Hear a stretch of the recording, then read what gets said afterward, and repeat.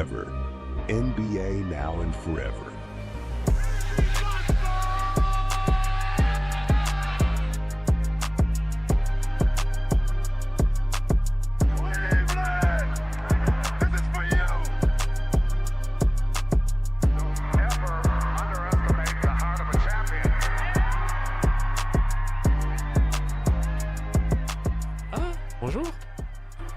Bonjour tout le monde. Ouais, c'est le... Attends, c'est notre premier live Twitch en tant que Forever, non? Si je dis pas de bêtises. On en a pas fait un avant. Attends, je sais plus, là, j'ai un gros trou de mémoire, là. Non, parce que les jugements, on les a fait, mais... non. En tout cas, c'est le premier jugement. Non, oui, c'est sûr. En tout cas, mes jugements, et même en live Twitch, on n'est jamais passé sur Forever. En live Twitch, ça a toujours été sous Team Duncast. Hein. Ah ouais, c'est vrai que le Kobe vs Team Duncan qui a été gagné haut la main par Kobe, on l'a fait en podcast. Toujours beau de le rappeler. Quelle honte. Quelle honte. Quelle honte. Ah là là, les fans de Kobe. Ah, quelle honte d'avoir pu débattre sur ça. Ouais, quelle honte d'avoir pu débattre. D'avoir pu dire que Kobe c'était un défenseur, enfin bof. Oh putain. Ouais, salut Lucas. Ça fait plaisir. Lucas, dédicace, hein. Aïe aïe aïe aïe aïe. Après tu t'étonnes pourquoi t'as glissé au terrain. Attends, tu sors les dossiers directs, toi. Le joueur de l'invisible. Aïe aïe aïe aïe aïe. Compliqué. Bah bonjour bonjour à tous et à toutes. Hein. Donc vous êtes sur Forever, mais cette fois-ci vous êtes en live. Bon, ceux qui écouteront la rediffusion sur les différentes plateformes, etc. Bah n'hésitez pas aussi à nous suivre sur la chaîne Sports Content FR, hein, sur Twitch, hein, où vous pouvez retrouver à la fois donc Forever, hein, pour le coup, mais aussi d'autres contenus liés donc à tous les autres podcasts du groupe Sports Content. Bah déjà, avant de commencer, petit tour de table, hein, avant d'aborder le sujet qui va, animer les passions, ou pas. On va voir. Qui est cette personne avec une casquette? Gad Elmaleh et Harry l'habitant. Ça, c'est Mapenda qui met ça dans le chat. Je me désolidarise de ces propos. Antisémite, toujours bon de le rappeler. Aïe. Bon, je vous laisse vous présenter, messieurs. Allez-y. Bien sûr. Rafik, fan compte de Chris Middleton, un très très bon joueur de basket, meilleur plus all-time que Joel Embiid, et j'ai pas peur de le dire, et je pense que c'est vrai. Oui. On peut être choqué, mais c'est vrai. Moi, en tout cas, en finale de conf, en tout cas en 2021 contre Atlanta, il y en a un qui a tabassé Atlanta et l'autre qui s'est fait tabasser par John Collins et Capella. Voilà. Et voilà, très content aussi du retour de Chris Middleton. Hein. Si Chris Middleton va, je vais bien. Eh ben écoute, parfait. Bah, dans ce cas, je laisse aussi le deuxième protagoniste, côté procureur, se prononcer, se présenter. Globe Tucker, vous pouvez écouter les podcasts, fan des Lakers qui joue le titre bien évidemment comme chaque année. Je tiens à dire que la victime du soir, Joel Embiid, s'il avait joué aux Lakers, ne serait même pas un top 5 all-time au poste d'intérieur, puisque nous avons 5 meilleurs intérieurs que lui dans l'histoire des Lakers au moins. Voilà, pour vous dire le niveau du bonhomme qui est bien surcoté. Et nous allons en parler dès ce soir. Waouh, la haine, ça y est, ça commence. Ah, c'est vrai, j'en ai 5, tu veux que je les cite? Attendez, on n'a pas encore commencé. Shaquille O'Neal, Karim Abdul-Jabbar, Will Chamberlain, Pau Gasol, Anthony Davis. Bonne journée. Voilà. Ouf, ok. Anthony Davis. Anthony Davis, le meilleur joueur de basket que Joel Embiid. Bonne journée. Il y a moyen de débattre. Il y a moyen de débattre. J'ai vu avec Team USA, quand il y en avait un qui rentrait, il y en avait un qui jouait au basket pendant que l'autre il faisait du catch. Hein. Écoute, qu'est-ce que je voulais que je vous dise? Ça y est, ça commence à mentir, la mauvaise foi. J'ai été sympa, j'ai pas dit Vladi Divac. Hein. J'ai été sympa, j'ai été soft quand même. Dwight Howard. Dwight Howard, dommage que le passage aux Lakers, c'est pas bon. Et sinon, il y a débat. Aïe, enfin bref. Bon, voilà. J'ai cité que des mecs qui sont dans le top 75 NBA. Ouais, mais Embiid est trop jeune pour le moment, tu comprends. Attends, ça y est, ça commence. Il sera peut-être dans le top 140. On verra. Eh ben écoute, on verra bien. Bon, enfin bref, on n'est pas encore au débat, on n'est pas encore au jugement. Antoine, je te laisse te présenter. Écoutez, Antoine, River Windmill pour les passionnés, et puis fan de Toronto, de New York. Mais moi, je suis un mec de la division Atlantique. Vous savez, j'adore aussi Philadelphie, donc je suis totalement prêt à défendre Monsieur Joel Embiid, qui a été notre bourreau à de nombreuses reprises, et on l'a bien défoncé sa mère aussi à de nombreuses reprises. Mais je l'aime bien quand même. Antoine, c'est un mec qui aime bien se geler les couilles. Tu vois, quand il fait froid, il est bien, il vibre. Tu vois, il est Ah, mais Il est... moins 10 en février. je suis un mec des chutes du Niagara, tout ce qui gravite par là, moi j'aime bien. Chicago aussi un peu, tout ça, ouais. Enfin, ouais. Rien, Milwaukee, j'aime bien aussi, ouais. Ah, t'aimes bien aussi, ouais, putain. Ouais. Et Cleveland? Détroit. Ah, Détroit, non. Détroit, pas trop. Non, mais attends, on parle d'équipe de basket, hein. Ouais. Parce que Détroit, cette saison, ça va. Mais Joel Embiid, il porte même pas attention à ces équipes-là. Oui, ils regardent même pas, ils sont loin dans le rétro. Ah, au classement, en ce moment, je pense qu'ils sont, ils sont plutôt devant lui. Mais... Oui, mais faut rien dire, il était pas là. Et bah écoutez, parfait, messieurs. Ah merde, attendez, j'ai oublié un truc. Attendez. Non. Voilà. Je mets ma robe d'avocat. Attendez, je vous laisse 2 secondes. Hop. Voilà, on va mettre la... J'aurais préféré que tu mettes Voilà, tu on sais, va mettre la robe d'avocat. les pyjamas en avocat, là, tu sais, les avocats à manger. Vous avez vu les pilou-pilou, là. Qu'est-ce que tu racontes encore comme sottise, Samuel? Est-ce que c'est un pyjama, ça? Et j'aurais préféré ta robe d'avocat, j'aurais préféré que ce soit un vrai avocat à manger, tu sais, le pilou-pilou, là. Oh, C'est déjà que Vladimir sera pas objectif. Non, bah je suis là pour défendre mon client. Il Non. va sucer son client, là. Oh non, Nous tenons à préciser la défense que Vladimir supporte les Sixers. Voilà, fin du débat, coup pour la vidéo. Objectivité 0. Alors, pour rappel, On va revoir Brandon qui va défendre LeBron. pour rappel, celui qui suce les autres, c'est Quentin. Donc merci de pas me mettre dans cette catégorie. C'est vrai. Sûr. Je vous rappelle que c'est lui le suceur originel de Forever. Donc merci de rester sympa avec moi.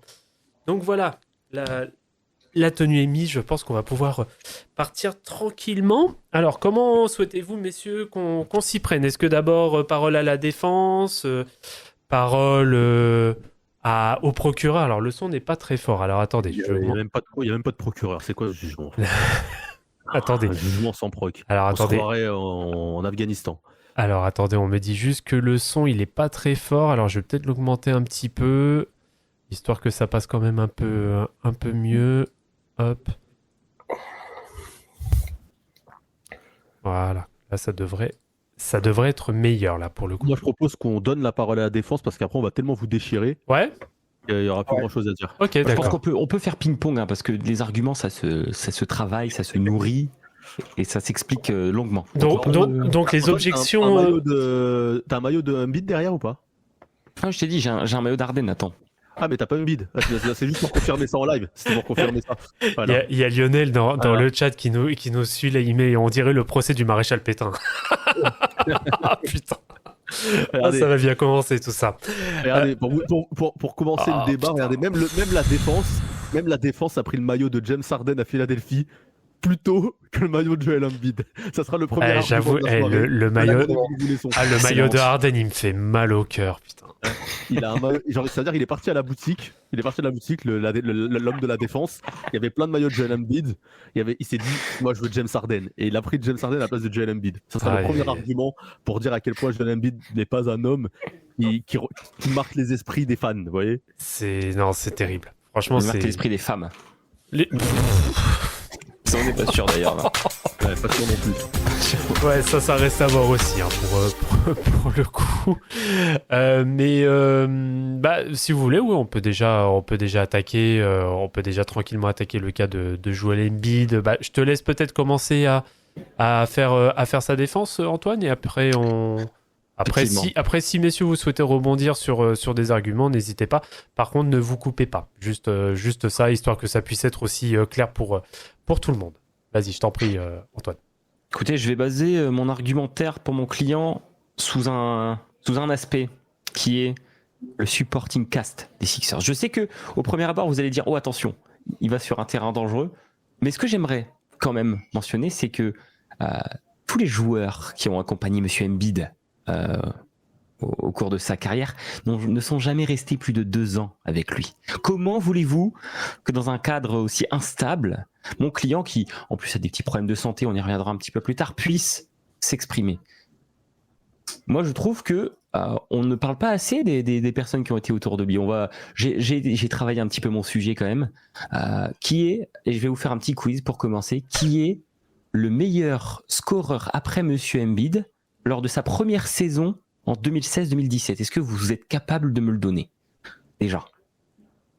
Le meilleur scoreur après Embiid en Le meilleur 2016. scoreur 2016-2017 chez les Philadelphia 76ers, qui Donc, est sa première saison. Ouais. Quand il joue sa première saison. C'est pas l'ancien des Spurs? Non, oui, bien après. Tu penses à Jonathan Simmons? Ouais. Non. C'est pas lui. Non, pas Covington. Covington, c'est après. En 2017, t'as dit? 2016-2017, ouais. Ça C'est devait juste être- pour vous mettre un peu le contexte parce que franchement, il va falloir que. Michael Carter-Williams, non? Non, Oh, c'est un joueur européen. Oula. Ça Dario fait... Saric. Et il est Dario passé, Saric. il est passé chez toi, Rafik. Comment? Il est passé chez toi en plus. C'est qui? Un joueur européen qui est passé chez les Bucks. Chez les Bucks, ouais. Ouais. Ah, Ilyasova Non, Ilyasova, il fait Ilyasova. Ersan Ilyasova, deuxième purée. meilleur scoreur des Sixers à 14 points. Waouh, non, c'est chaud. Par contre, on va se calmer. Ilyasova, c'est un très bon joueur de basket. C'est un Ah, très mais bon joueur. non, on n'a pas dit que c'était pas un bon joueur, mais ça donne le niveau de l'effectif. Mais, Mais, on se calme. non mais vous en conviendrez, c'était le début où les Sixers n'étaient pas en playoff. Mais après, continuons. Année suivante, lieutenant J.J. Redick, actuel coach des Sixers. Ensuite, nous avons Jimmy Les gars. Butler. Jimmy Butler, 1 an. Et sans le shoot de Kawhi, peut-être que ces Sixers-là, ils sont champions. Tu vois? Peut-être. Peut-être. Peut-être. Sans le Peut-être. shoot de Kawhi. Et 1 an. Moi, je parle de stabilité. Peut-être que les Warriors, ils sont champions aussi. on sait Peut-être pas. que les Warriors sont champions. Ou les Bucks. Oh, alors là, Rafik, en hélicobite. Bah, Donc voilà. Ensuite, 2 ans de Tobias Harris, Ben Simmons. Bon, on connaît ce qui s'est passé en 2021. Alors, j'aimerais rebondir rapidement. Ne faisons pas passer Ben Simmons de cette époque pour un piètre joueur de basket. D'accord. C'était un bon joueur. C'était un bon joueur de basket et un très bon meneur à l'époque. Alors Ben Simmons, c'était surtout, c'est vrai que son fait d'armes à cette époque-là, Ben Simmons, c'était surtout top 2 meilleur défenseur de l'année. oui, c'est un très bon défenseur. Ah, mais c'est un mec aussi qui tournait quand même on va dire en 17 points, 16 points, à 8 passes D environ. Et puis il y avait la défense. Oui, c'était correct, c'était très correct. C'était un très bon joueur. Enfin, on va pas le faire passer pour le Ben Simmons Ah non, on n'a pas. complètement cuit au jeu actuel. Voilà. Tout à fait. Je voulais juste remettre les Je suis d'accord. Oui, effectivement. Mais ensuite, bêtises au milieu du village. vous mentionnez une fin de saison 2021-22 pardon, avec Monsieur James Harden qui joue 21 matchs de régulière. À ses côtés, c'est quand même pas bien stable. Ensuite, Monsieur James Harden, ils perdent en demi-finale en 7 contre les Celtics. Ça arrive à des gens qui vont être finalistes derrière. Donc, pas évident non plus. Ensuite, Monsieur Tyrese Maxey l'année dernière. Et cette saison, à nouveau Monsieur Tyrese Maxey et Monsieur Paul George qui est plutôt en fin de prime. Vous en conviendrez, chaque année, le deuxième meilleur joueur change. Comment voulez-vous que mon client puisse avoir un semblant de stabilité dans cet effectif? Et là, je ne parle que des joueurs. Après, on viendra sur d'autres choses, coaching, GM. Mais les joueurs, si on regarde les champions récents, à part Toronto 2019, tous les joueurs, Jokic avec Jamal Murray, ils ont joué combien de temps ensemble? Pas 2 ans. On regarde les Lakers de 2020 et Eddie LeBron, bon, ok, là, peut-être. Les Bucks, Chris Middleton et Giannis, ils ont joué je sais pas combien d'années ensemble avant d'être champions. Vous voyez, ce genre de choses, les Golden State Warriors, la dynastie, ou même LeBron, ils ont joué énormément de temps ensemble avant de pouvoir arriver au sommet. Devin Booker et Kevin Durant. Ah non, merde, non, pardon, ils sont pas champions, pardon, désolé. Mon client ne peut rien faire avec un effectif qui, même au-delà des stars, change tout le temps. Prenez l'effectif de cette saison et comparez-le à celui d'il y a 2 ans. À votre avis, il y a combien de joueurs en commun? Tout joueurs confondus. Maxi. Ça fait 1. Voilà. Ensuite, il y en a un autre, mais il est parti puis revenu. Ça doit être sur le banc. Il joue au même poste en plus. Paul Reed, il est parti, Paul Reed. Ouais, il est parti, Paul Reed. Il joue pivot. Il joue pivot. C'est Drummond. Et c'est monsieur André Drummond. Ça fait 2 joueurs communs. Et encore, du coup, Drummond est parti puis revenu. Mais sinon, je peux vous citer Daddy Wayne Dedmon, Julian Champagny, Montrezl Harrell, Tobias Harris, Daniel House, Furkan Korkmaz, Jalen McDaniels, D'Anthony Melton, Shake Milton. Tous ces joueurs-là, ils sont plus là. Il n'y a pas 2 ans sans que tout l'effectif soit chamboulé. Donc, qu'est-ce que vous voulez que mon client fasse ? Je vous le demande. Voilà. La défense se basera sur cet argument principal. Je te laisse allumer la mèche, Rafik. Bien sûr.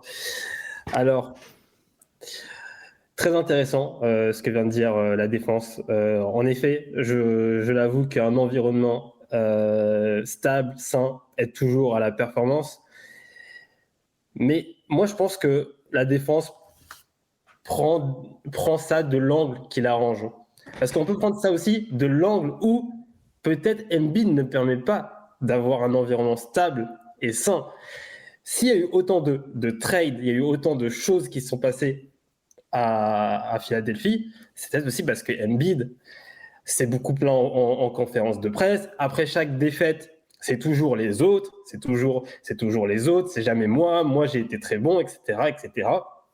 Donc voilà, donc moi je pense que aussi Embiid est quelqu'un qui ne mène pas par l'exemple. Je ne pense pas que ce soit quelqu'un qui lead par l'exemple, c'est un très très bon joueur. Hein. Déjà aussi je vais poser ce postulat. Moi, en 2016-2017, j'étais grave hypé par Embiid. Le mec, il a 2 saisons blanches, il arrive, il massacre tout. Et genre vraiment, franchement, une sensation de domination comme ça, alors que le mec, il a pas foulé les parquets de la NBA. Franchement, moi, j'étais choqué. Et en plus, il était vraiment fun à avoir joué, Embiid. Et moi, je pense que c'est vraiment une caricature, ce joueur. C'est un peu... c'est toujours les autres, je fais un peu ce que je suis pas très sérieux parce que j'ai envie d'être fun. Donc voilà, en fait, j'ai l'impression qu'il veut gagner, mais sans prendre les responsabilités d'un leader de franchise. Bien qu'il ait changé la perspective de Philadelphie, hein, vraiment, dès que Embiid joue, la franchise change de visage. Clairement, il a un peu eu ce franchise changer, mais ça va plus loin que ça. Après, une fois que tu changes un peu la trajectoire de la franchise, il faut commencer à être plus responsable, il faut commencer à être plus sérieux. On ne mange pas des hamburgers à 90 minutes avant le tip-off. Tout ça, tous ces petits détails, tout ça, c'est ça qui fait qu'il n'y a pas de stabilité autour de lui. Il n'y a pas de stabilité. Il a toujours craché sur ses lieutenants. Et d'ailleurs, moi, je l'accuse de ne pas être un très bon leader, mais je l'accuse aussi pour tous les sévices moraux qu'il a fait à Ben Simmons. Pour moi, l'état mental de Ben Simmons aujourd'hui, Embiid en est aussi un peu responsable. Et James Harden, c'était pas aussi frontal. Je peux accompagner Rafik sur le cas Ben Simmons où je pense que Joel Embiid dans le monde du travail serait accusé d'harcèlement. Voilà. Wow, clairement. Harcèlement moral. Et si c'était Kobe Alors non, Kobe lui, il aurait une prime par son employeur pour avoir réussi à motiver les équipes et à avoir explosé les chiffres des ventes. Voilà, il aurait tapé tous les records, chiffres de vente, l'entreprise aurait été au CAC 40, voilà. Alors que Joel Embiid, c'est vraiment l'harcèlement vers le bas. C'est-à-dire, je joue avec les nerfs de mes coéquipiers, je les rabaisse. Je les fais passer eux comme fautifs face aux médias. Je ne les défends jamais, je ne les encourage jamais. Je ne suis jamais le bouc émissaire. Je trouve des boucs émissaires dans mon équipe qui seront critiqués à ma place dans les médias.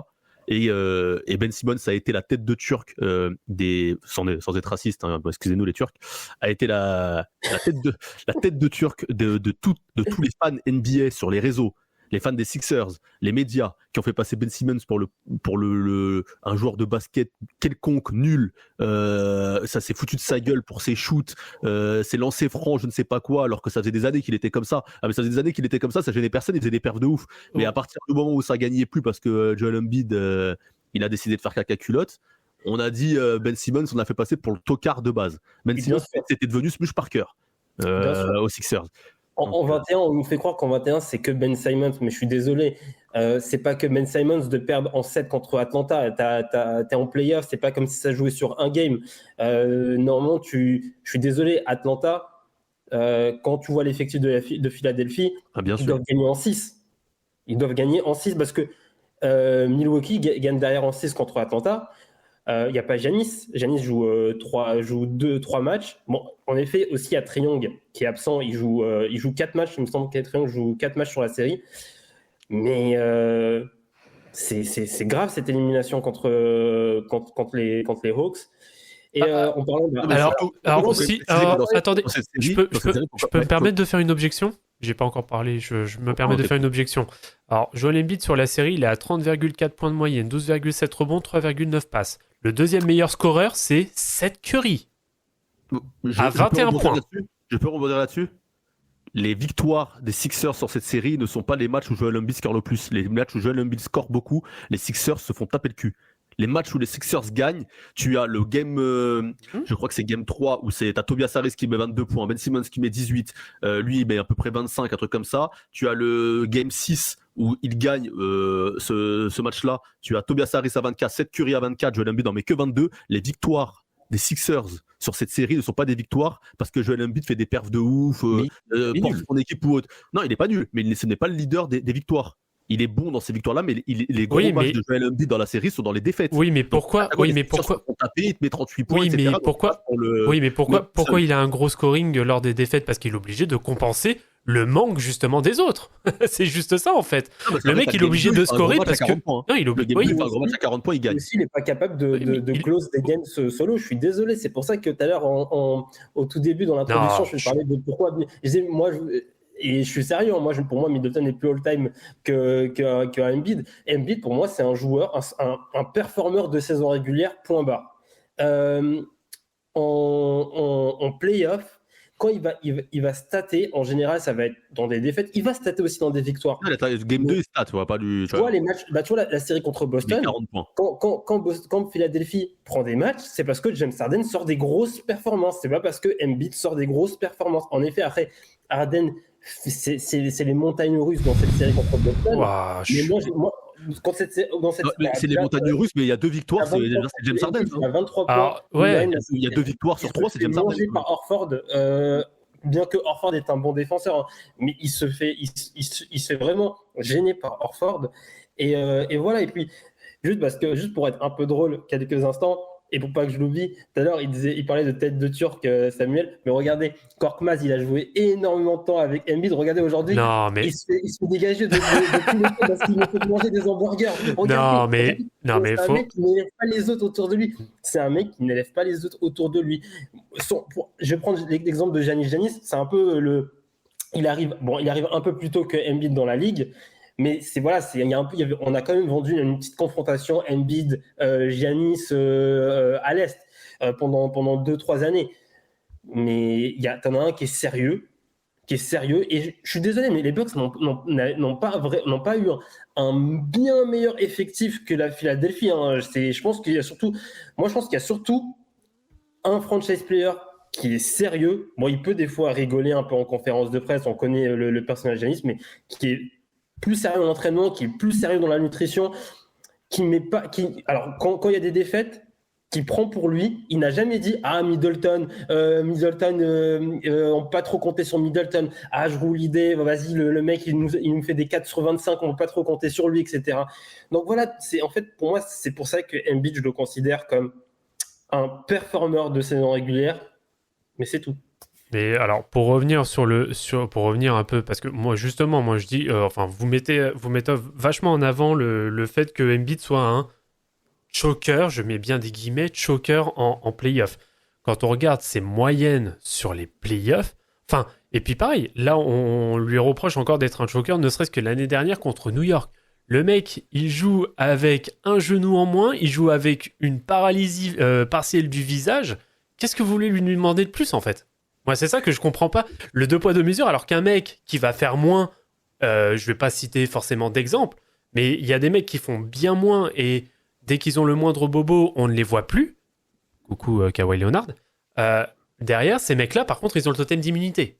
Donc le Il a deux poids, gagné- deux il a mesures, au bout d'un gagné- moment. il a gagné ce monsieur. Non, Il mais a peu gagné. importe. Moi, Aussi. oui, alors peut-être qu'il a gagné, mais après, je peux te sortir aussi d'autres Ça exemples. compte. Ça compte, Vladimir, quand t'as déjà gagné. Oui, t'as T'as gagné. gagné 3 fois et une fois en étant option 1 avec une franchise qui a jamais gagné, qu'on n'aurait jamais imaginé gagner, qu'on n'aurait jamais pensé gagner. Donc respectons quand même aussi Ouais. les. Oui, les- mais après, voilà. S'il veut Après, aller au strip club, se reposer, il a le droit. non, mais très bien. Après sa victoire en 2018, sur la saison 2018-2019, il n'y a absolument rien à dire. J'étais même le premier à dire, Astor-C, c'est le meilleur joueur au monde, parce que le mec, il fait une saison, elle est juste all-time, sa saison. Mais en dehors de ça. Après, aux Clippers, au début, c'est bon. Non, le arrête. Covid casse la dynamique. Voilà, là, le Covid, ça casse des dynamiques. Faut arrêter. Non, mais ils sont bons sur cette saison. Faut arrêter. Les Clippers, ils sont bons sur cette saison. Ils sont bons sur, Mais- sur cette saison, mais Kawhi, il pas. est bon sur cette saison. Ils sont bons, mais ça, enfin, Mais bon, ça te choque. Attends, ça te choque vachement aussi contre Denver, du coup. Attends, Je dis pas le contraire. Après, ça menait 3, hein. Je dis juste qu'avant le Covid, c'est Et carré. là, on revient à un de nos fils rouges. C'était qui le dénominateur commun de tout ça? Doc Rivers. Coucou Doc Rivers. Mais Embiidisme. Ça, c'est du Embiidisme. On remet la faute sur les autres. On remet la faute Non, sur Doc Rivers. non, mais pour- non, mais pour- non, mais pour- Game 7 2021. Non, mais pour revenir. Game 7 2021, Vladimir. Vas-y. Game 7 2021. Donc contre Atlanta. Comment t'expliques sur ce match-là? Donc déjà, Ben Simmons, la carotte, c'est le seul joueur du 5, je crois, qui, avec Kormaz, il me semble, qui est en positif sur la série, sur le match. Genre, il est en plus 1, je crois, alors que les autres sont tous en négatif. Ah, mais ça veut rien dire, le Attends, plus continue. minus. Tobias rien dire. Harris, il tourne en 24-14. Donc, Tobias Harris a pris plus de rebonds que Joel Embiid sur le match. Collins a pris plus de rebonds que Joel Embiid sur le match. Je suis désolé, c'est un game 7, t'es le leader de l'équipe, tu te fais pas taper au rebond par 2 mecs sur le terrain. Je suis d'accord. Il faut arrêter de. T'es le mec franchise player, MVP, je sais pas quoi, t'es pas 3e meilleur rebondeur d'un game 7. Mais comme Rafik l'a dit tout à l'heure, ils auraient dû finir avant. C'est pas normal qu'ils C'est aillent ça. à ce Game 7. Bah après, oui et non, parce que t'es mené 3-2 quand même dans la série. Ouais, mais c'est Non, mais c'est peut-être pas normal. Ouais, mais tu mènes 2-1. Tu mènes 2-1. Il y a 2-2. Et ensuite, tu te fais prendre un match le Game 5 à domicile. Ouais, mais attendez, parce que du coup, Vladimir a tendu une perche. Un match où Joel Embiid met 17 points. Ouais, mais c'est là, pour moi, il y a un vraiment. Et pour moi, c'est là, à ce moment-là, où je reviens sur le cas Doc Rivers. Là, il manque un truc. C'est ce que j'allais dire. Ah, mais comment tu peux expliquer? On peut dire il est pas fautif quand le game 4 que tu perds de 3 points, il met 17 points. Attends, il met 17 points. Ouais, mais c'est une année. Mais Il perd 106, 109, c'est ça, ou 106, 103, je sais plus. Il met 17 points. Pourtant, Ben Simmons, ce match-là, il tourne en double-double, presque triple-double. Sur quel match? Le game 4, où il y a 2-1. Match 5, il y a 100-300. C'est 100-300, c'est le 100-300. Le 100-300, il met 17 points. Ouais, mais là, pour le coup, Joel Embiid, c'est juste une grosse panne d'adresse. Il a 4 sur 20 au tir. Ah oui, mais comment tu mènes 2-1 tu peux passer à 3-1 et ton équipe fait le taf parce que Tobias Harris met 20 points. Ben Simmons, il est presque en triple, il a une passe de triple-double. Seth Curry, il est en 17 points. Kormaz, il met 10 points. Le banc, t'as Milton, il met 8 points. T'as Dwight Howard à 7 points, 10 rebonds. L'équipe, elle tourne. Et le gars, il te met 17 points à 4 sur Oui, combien, on a dit 4 sur une 20 fois. Tu vois, ça, c'est. Ouais, mais tu vois, mais enfin, je vais reprendre ton argument. Il est seulement à 17 points, mais Astor-C, lui, il est à 0 en plus-minus. Hein, donc Astor-C, il serait pas reprochable si on utilise cet argument-là. Non, mais en défense, c'est le match où il se bouge un peu plus le cul.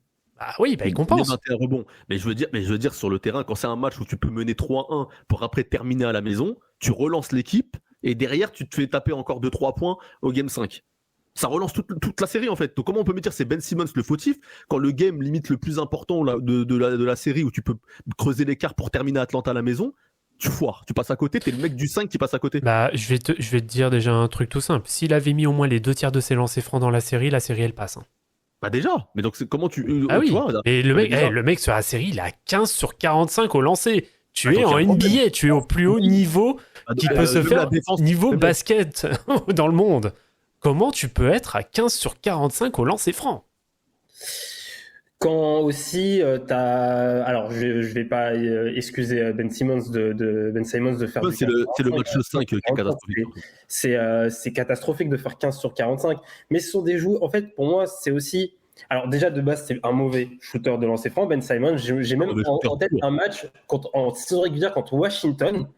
Genre il y a 10 points de retard ou quelque chose comme ça, il reste genre 3 minutes, il y a 10 points de retard. Je crois que c'est Philadelphie qui a 10 points d'avance sur Washington. De 3 minutes jusqu'à la fin, Washington ne fait que des fautes sur Ben Simmons pour l'envoyer lancer franc. Mais tu vois, je pense qu'aussi c'est parce que Embiid autour de lui, il met pas les gens en confiance. C'est ça en fait que pour moi c'est là où je pense que Embiid c'est. En fait, on voit ce côté fun, etc. On croit il est cool, etc. Mais moi, j'en suis sûr que c'est quelqu'un qui doit pas mettre les joueurs. Mais comme Michael Jordan, Mais tu vois, si on alors, part de ce principe. Même pas, hein, par rapport à ça, justement. Enfin, tous les coéquipiers, en tout cas les coéquipiers, même pendant la saison, hein, parce qu'il parlait justement pas mal par rapport à son absence en début de saison, etc. Des mecs comme Tyrese Maxey, enfin, il y a plein de gars dans l'équipe qui disent que c'est un super gars. Hein. Mais bien sûr qu'ils vont le dire, c'est un super gars. Ils vont pas dire. Alors si, ils vont pas se réveiller, ils vont pas dire dans les médias que Embiid c'est un vieux mec. Non mais tu sais, tu pourrais avoir un discours en mode, bah écoute, enfin un peu en mode, enfin un discours un peu neutre, sans forcément trop en dire. Maxi, il a bien dit que ça manque de sérieux. Ah oui, par contre, ça, il l'a dit en effet sur le début de saison. Oui, il l'a dit. Ça, je suis d'accord. Le procès, il est sur l'ensemble de la carrière, tu vois, il est pas sur un événement de 2021 ou. Parce que pareil, quand tu Tobias Harris, la fin d'un cycle. Ouais, mais ils ont. Attends, les gars, vous allez pas me faire croire que Ben Simmons et Tobias Harris, c'est meilleur que Jrue Holiday, Chris Middleton, que Anthony Davis. Bon, que Anthony Davis avec LeBron. Enfin, vraiment, c'est quand même un cran en dessous, tu vois. Il y a un collectif, mais c'est pas. Moi, ça casse pas trop patin. Après, il y avait les Bucks à taper, par exemple. C'est pas évident. Bon, sur le côté, si on compare Chris Middleton et Tobias Harris, oui, Middleton est meilleur que Harris. Mais, tu vois, par exemple, un Jrue Holiday contre Ben Simmons, ce sont des joueurs différents. Et je peux comprendre qu'on puisse penser que Jrue Holiday est meilleur, mais je suis désolé, mais Ben Simmons, sur ses premières années NBA, c'est waouh. C'est parce que c'est pas un mec à 2019, Ben Simmons, c'est très fort. Alors, 2019. Je me rappelle de la Summer League de Ben Simmons et ses premiers matchs. Moi, j'ai compris pourquoi il y avait une hype de ouf. Vraiment, parce que moi, déjà, de base, je ne m'intéresse pas à la Summer League, etc. Et là, il y avait vraiment une hype autour de Ben Simmons. Donc, je me suis dit, allez, je vais voir un match, je vais voir à quoi il ressemble. Et franchement, je me suis dit, ouais, le mec, il est chaud au basket. Mais tu vois, moi, j'allais plus loin, mais est-ce que Vladimir, je te laisse parler, vas-y. Ouais, tu vois, pour moi, là, justement, on va sur le sujet Ben Simmons, vu qu'on y est déjà depuis un petit bout de temps. Est-ce que la principale, et on va peut-être commencer à aborder un peu le sujet parce qu'on en a très vaguement parlé, est-ce que le souci par rapport aux Sixers, surtout de cette époque avant que Ben Simmons se barre, est-ce que le souci, justement, c'est pas, en effet, c'est pas Joel Embiid, mais c'est le management qui n'a jamais été capable de dire réellement qui était l'option vraiment numéro 1, qui était réellement l'option numéro 2. Parce qu'on a toujours voulu faire la paire Simmons-Embiid en 1-1 bis. Et on sait très bien que ça ne fonctionnait pas. On le voyait avec le temps que ça fonctionnait pas, mais ils ont continué à insister. Elton Brand, c'est vraiment un terroriste, ce type-là, à avoir insisté dans ça. Et malheureusement, forcément, après, ça a suivi. Et je pense que c'est aussi pour ça que derrière, Ben Simmons, il a pris cher. Parce qu'on voulait à tout prix le mettre en option 1, voire 1 bis, à côté d'un Joel Embiid, alors que Joel Embiid avait beaucoup plus le cœur des fans des Sixers que Ben Simmons. Après, le problème, c'est que pour moi, les gens en fait n'ont pas voulu comprendre Ben Simmons dans le style de joueur que c'était. En fait, Ben Simmons, pour moi, le problème, c'est que Ben Simmons, c'est un mec qui est un peu atypique dans le profil. Il est très grand, il a une vision du jeu hors norme. Parce c'est un très bon playmaker, il peut prendre des rebonds, il peut jouer intérieur, voilà, c'est un profil un peu atypique pour le basket. Et comme c'est un meneur qui mettait pas 40 points par match, qui prenait pas des shoots à 3 points à une époque où il y avait Curry, Lillard, les mecs comme ça qui étaient à la mode, et ben il a eu les gens n'ont pas voulu comprendre et c'était pas assez clinquant pour eux. Alors que moi je suis désolé, je regarde la série 2019 contre du coup les Raptors qui est perdu sur ce fameux shoot, on se concentre sur ce shoot là. Ben Simmons c'est très fort sur la série. Il y a des matchs de Ben Simmons sur la série, il est très fort dans le playmaking, il fait tourner. Vous regardez d'ailleurs cette série là, c'est une série où la répartition du scoring des Sixers est très homogène. Ils tournent tous à peu près un match 20 points, 18, 17, t'as pas de mecs qui mettent des cartons. D'ailleurs, faut quand même pas passer, Joel Embiid il passe de 27 points de moyenne en saison régulière, je crois, à 17 sur la série. C'est quand même une perte de 10 points de 10 points de moyenne, c'est quand même important de le signaler, parce qu'on se concentre sur un shoot. Moi, j'ai pas Marc Gasol. Mais voilà, Ouais, c'est Marc c'est Gasol. sur la série. Marc Gasol, faut se le taper. Hein. Défensivement. Comment?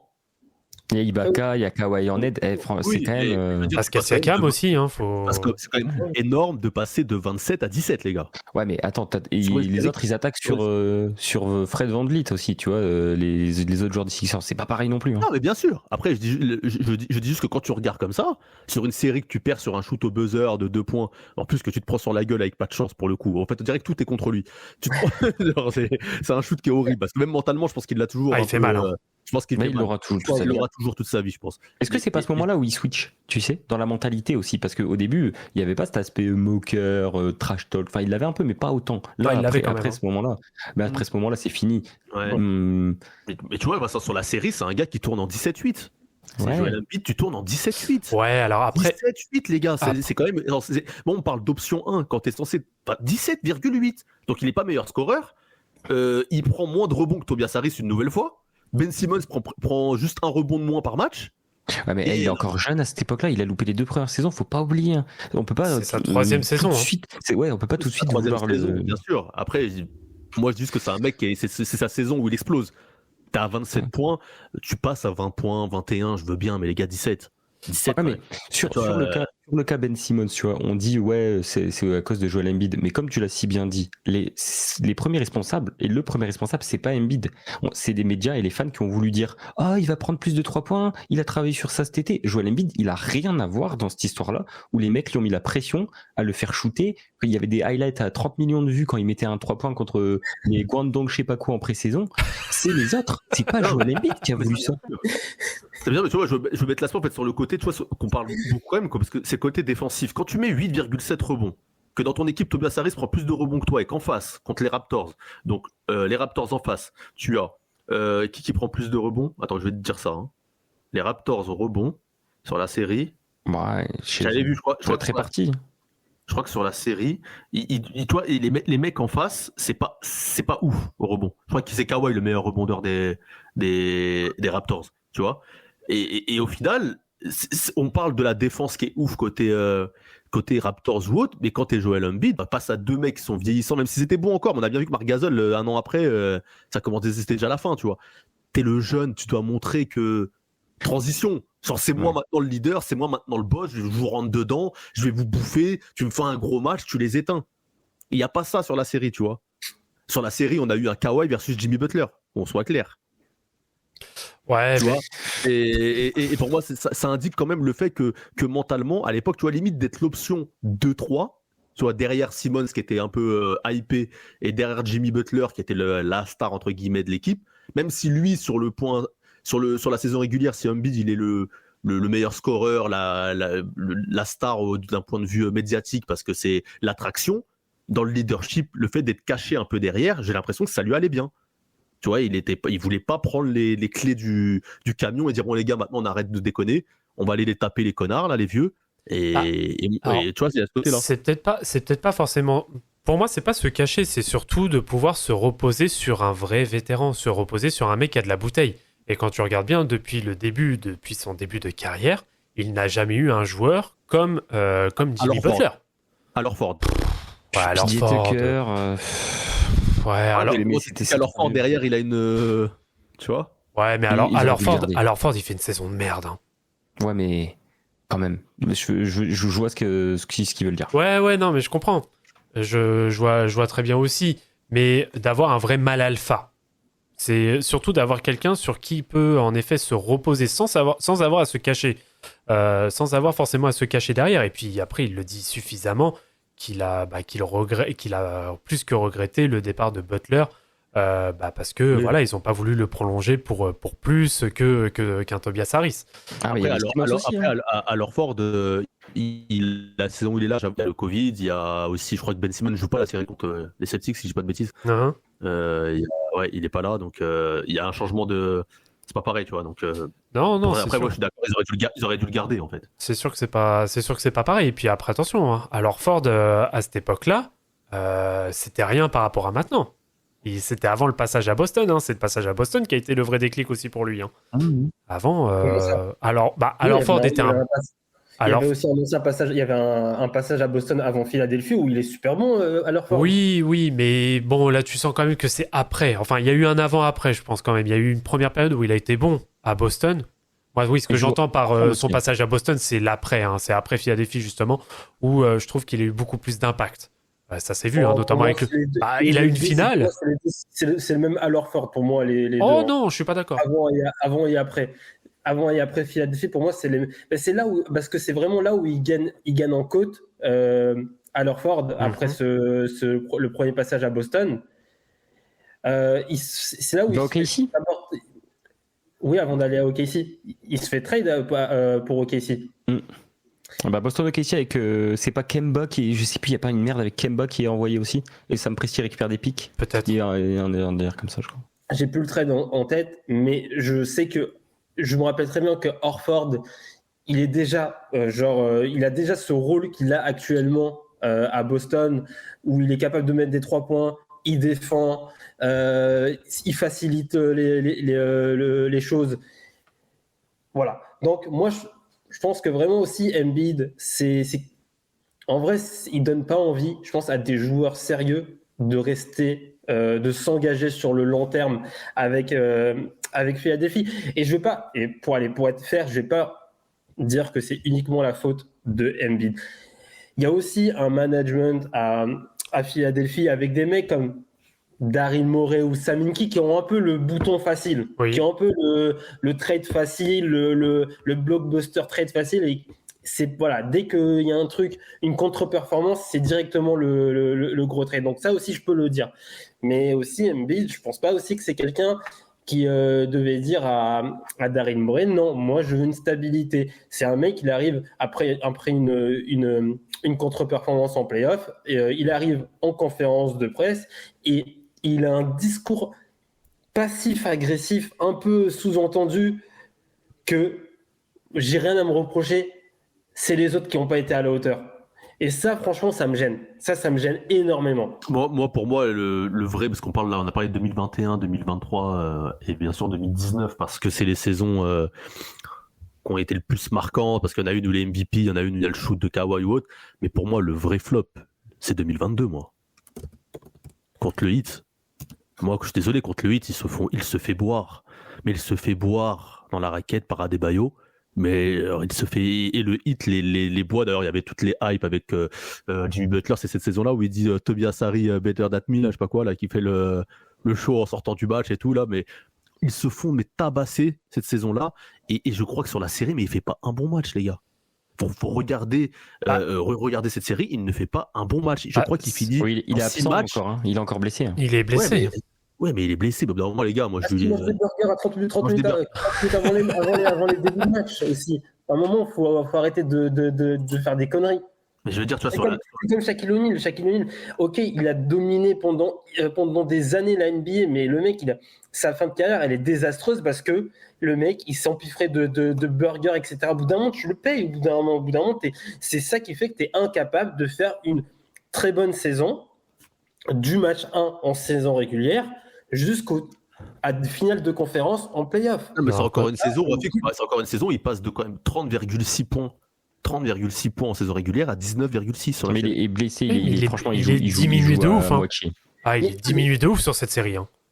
Je ne veux pas dire que c'est à cause de sa malbouffe. Il mange des raclettes aussi. Oui, je veux pas dire que c'est à cause de la malbouffe qu'il arrive en play-off qu'à bosser. Mais c'est un paramètre à prendre en compte. C'est aussi le fait que sa malbouffe augmente la probabilité maintenant, qu'il soit... Sur la série, tu peux pas te cacher sur Harden ou Maxey parce qu'ils font le taf. Hein. Même Harris, il y a des matchs, il fait le taf. Hein. En fait, c'est le problème, c'est que ça, moi, qui me gêne avec les Sixers, dès qu'il y a une débandade, un match, une série foirée où son favori, ça flop ou quoi, c'est direct. Ah, mais Ben Simmons, il est claqué, il met pas ses lancers, il s'est shoot. Mais Tobias Harris, il pue la merde. Nanani, c'est le contrat de l'arnaque. Ouais, mais James Harden, c'est les montagnes russes. Un coup, il met 40 points, il met 12. Mais c'est jamais Joel Embiid en fait. Lui, il est blessé. Il a mangé McDo la veille, c'est pas grave. Il fait des TikTok, il pense pas. Non, mais justement, ça. Avec les mascottes, avec les Pumpkin Girls, mais bon. Alors, justement, c'est sur ça que je peux, moi, vous donner raison. C'est qu'il n'y a pas une série où il n'y a pas un truc avec Joel Embiid. Et c'est ça qui fait peut-être aussi le défaut de sa carrière. Je pense que c'est surtout ça, c'est ça. C'est son hyper fragilité. C'est clairement ça qui fait. Et c'est là où justement on n'a pas la possibilité d'avoir une vraie. À part, allez, 2019, en effet, contre Toronto, enfin, même les playoffs 2019, mais en dehors des playoffs de 2019, quelle saison où il a une série de playoffs vraiment de référence, où il est à 100% physiquement, il n'y en a pas. Non, mais attendez, moi je suis d'accord avec vous. Il a une finale de conf même. Mais je suis d'accord avec vous, mais il y a plein de joueurs de l'histoire de la NBA qui étaient peut-être même moins forts, qui étaient peut-être presque aussi forts et qui se blessaient tout le temps et on leur tombait pas autant dessus. Ah oui, parce que là c'est Joel Embiid, parce que Joel Embiid il a une grande gueule, c'est tout. Oui, mais je pense qu'il en pâtit, mais je veux dire, il peut avoir une grande gueule, tout ce qu'on veut, mais... Un exemple Qui est un exemple? On veut des exemples. T-Mac. On veut des noms. T-Mac, c'est un homo... Non mais... il prend. T-Mac qui prend, c'est un homo sapiens. Non mais des mecs qui ont eu des carrières beaucoup plus courtes et qui ont merdé, Steve Francis, Grant Hill... qui eux leur carrière, par contre, Joel Embiid, on verra ce que ça va donner, mais eux ils ont des carrières beaucoup plus courtes, ils étaient moins forts et on leur tombait pas autant dessus, tu vois, alors que pourtant c'était des franchise players, des options de fou. Faudrait que j'y pense, mais il y en a plein d'autres comme ça. Et Embiid, je sais pas si c'est parce qu'on est français, qu'on est chauvin et qu'on a peut-être la haine aussi de ce qu'il a pu faire, mais on lui tombe trop dessus tout le temps. Même pas, moi en tout cas à titre personnel, même pas, parce que ça date même avant de l'épisode avec l'équipe de France. Mais tu vois, par exemple, Grant Hill, est-ce que quand il se fait les croisés, est-ce que c'est à cause d'un mode de vie dégueulasse? Et encore une fois, Non, en plus 2002 par exemple, ces blessures elles ont rien à voir un peu. Je crois qu'il n'y a pas l'arcade ou l'œil, il a un peu un truc dans l'œil. Il a un truc à la cheville, une infection à un moment. Il a un truc au pouce aussi. De toute façon, lui il a le. Sa vraie blessure, c'est quand il se prend le coup de coude dans la gueule, je crois. Lui, il a le syndrome d'Allen Iverson, c'est-à-dire qu'il est blessé de partout. Il a mal partout. Et je crois que c'est Siakam qui lui met pas le coude dans l'œil, après il a un truc à l'œil, orbitaire ou je sais plus quoi. Si. Oui. Ça vraie blessure, je crois. Si, parce que c'est la série où il met un buzzer de fou là, dans le coin. Ouais, mais ça, c'est ce que parlait Rafik. C'est Siakam qui lui met le coude dans la gueule, il lui a dit frère, tu veux jouer avec les States? Tiens, coude dans la gueule. Ouais. Il a voulu lâcher le Cameroun. Voilà. Bien sûr, après, s'il avait joué pour le Cameroun, il n'aurait pas eu toutes ces histoires. Allez, allons-y, vas-y, allez, on est sur le sujet, allez, allons-y. Il avait joué pour le Cameroun, Rafik, il a raison, il aurait eu 0 blessure et tous les marabouts, il l'auraient soutenu. De ouf.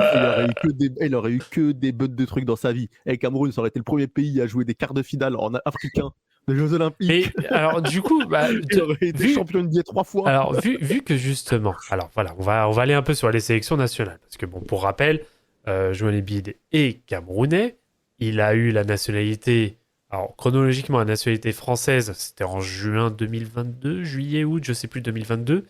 Et 2-3 mois plus tard, il a eu la nationalité américaine. Donc là, il a actuellement une triple nationalité. Pendant que Rafi qui galère à avoir la nationalité de Singapour, les mecs ils ont des nationalités à tirer à la rigo, mon frère. C'est scandaleux. Alors qu'il a travaillé là-bas, il a fait marcher l'État singapourien. Pas de carte d'identité, mais Joel Embiid, il n'a jamais été en France. Allez, tiens, un passeport. Si alors, sur le sujet justement de Joel Embiid, parce que moi, ça me fait un peu sourire et je veux bien que vous m'éclairiez un peu, parce que c'est vrai que je ne suis pas celui qui maîtrise le plus le basket africain, à proprement dit. On tombe beaucoup sur Joel Embiid, mais par contre, qu'est-ce qu'il en est de Pascal Siakam? J'allais y venir. Justement, c'est une question purement rhétorique. Hein. Moi, pour le coup, le problème que j'ai, c'est que si Embiid choisit le Cameroun, il n'y a pas cette discussion sur Siakam derrière. Okay. Parce que Siakam suit. Le fait que Embiid, la star de l'équipe, déjà, s'investit pas dans la sélection camerounaise, fait que derrière, Siakam, il se dit aussi pourquoi je vais y aller, en fait. Il n'y a rien de sérieux, il n'y a rien de... En fait, le problème, c'est qu'un leader comme Embiid, normalement, doit être l'investigateur. Il doit être le premier. Il doit dire je suis la star de la NBA, je suis un MVP, je suis camerounais. Il faut quand même le rappeler qu'il arrive au State à quel âge, 16 ans, 15 ans Ouais, 16 ans. Ouais. Il a commencé à 15 ans. Voilà. Ça doit être lui l'ambassadeur du basket africain. Mais, bien sûr. Ça doit être lui. Et derrière, Siakam doit être le lieutenant de ce Embiid-là, à dire ah, lui, il l'a fait.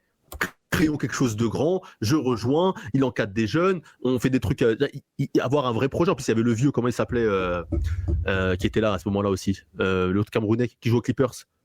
Mbamouté. Mbamouté. Ouais, il y avait un moment, il y avait ça. Toi, tu pouvais faire un truc avec des mecs qui jouent Avec Enzeli. Ouais, mais avec des mecs qui jouaient en Jeep Elite. Non, Avec Enzeli.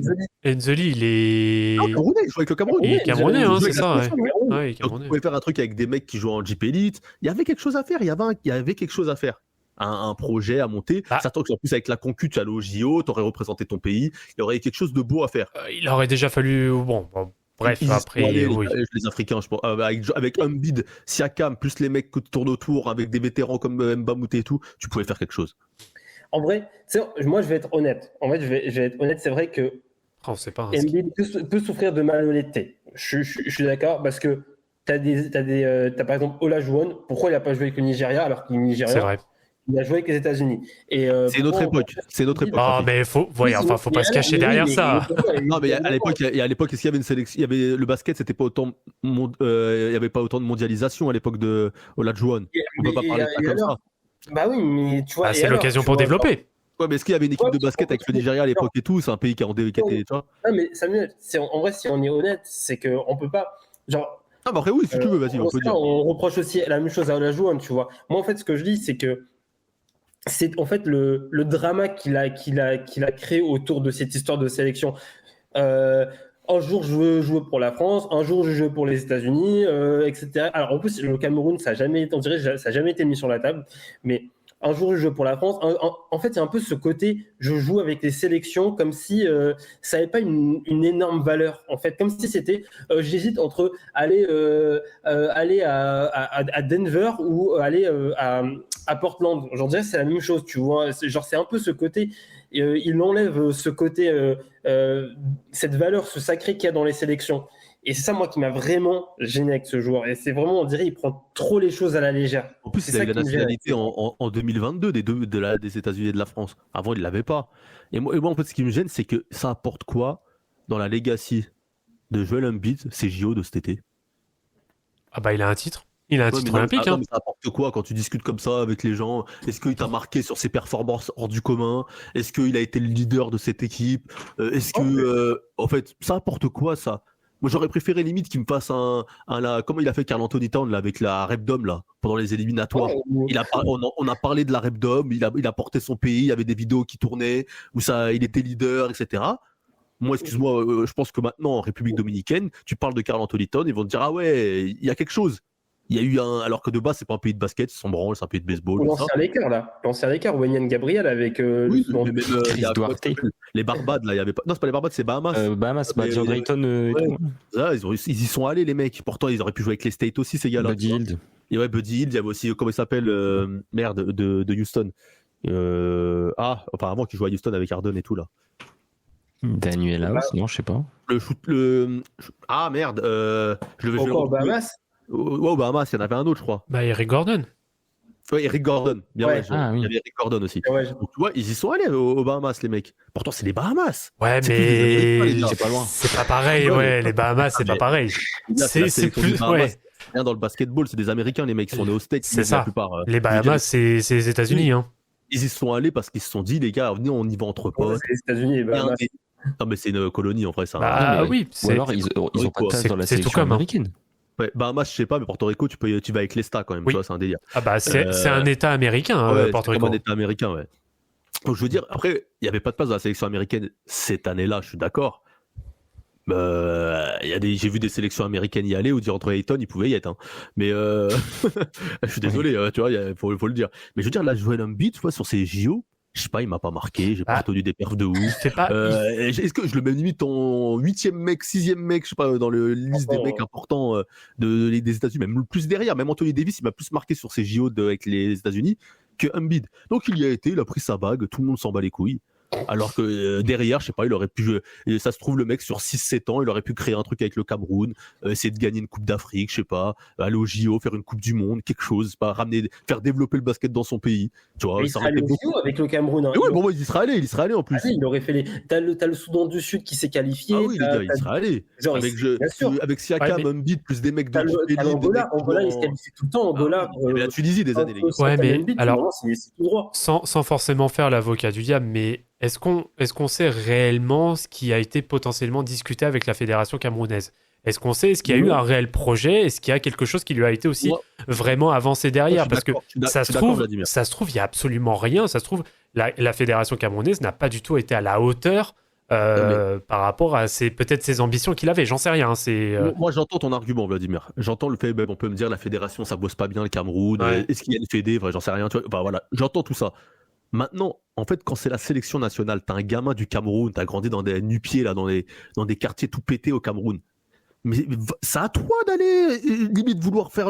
Ça, c'est une mentalité, en fait. Ouais, je suis d'accord avec ça. Je veux dire, c'est à toi d'y aller. De dire, les gars, allez toquer à la porte de la Fédé, dire, c'est mon pays, je suis une star NBA, je tourne à 33 points par match, je suis un MVP. C'est à toi d'aller chercher les mecs, d'appeler Siakam au téléphone, frérot.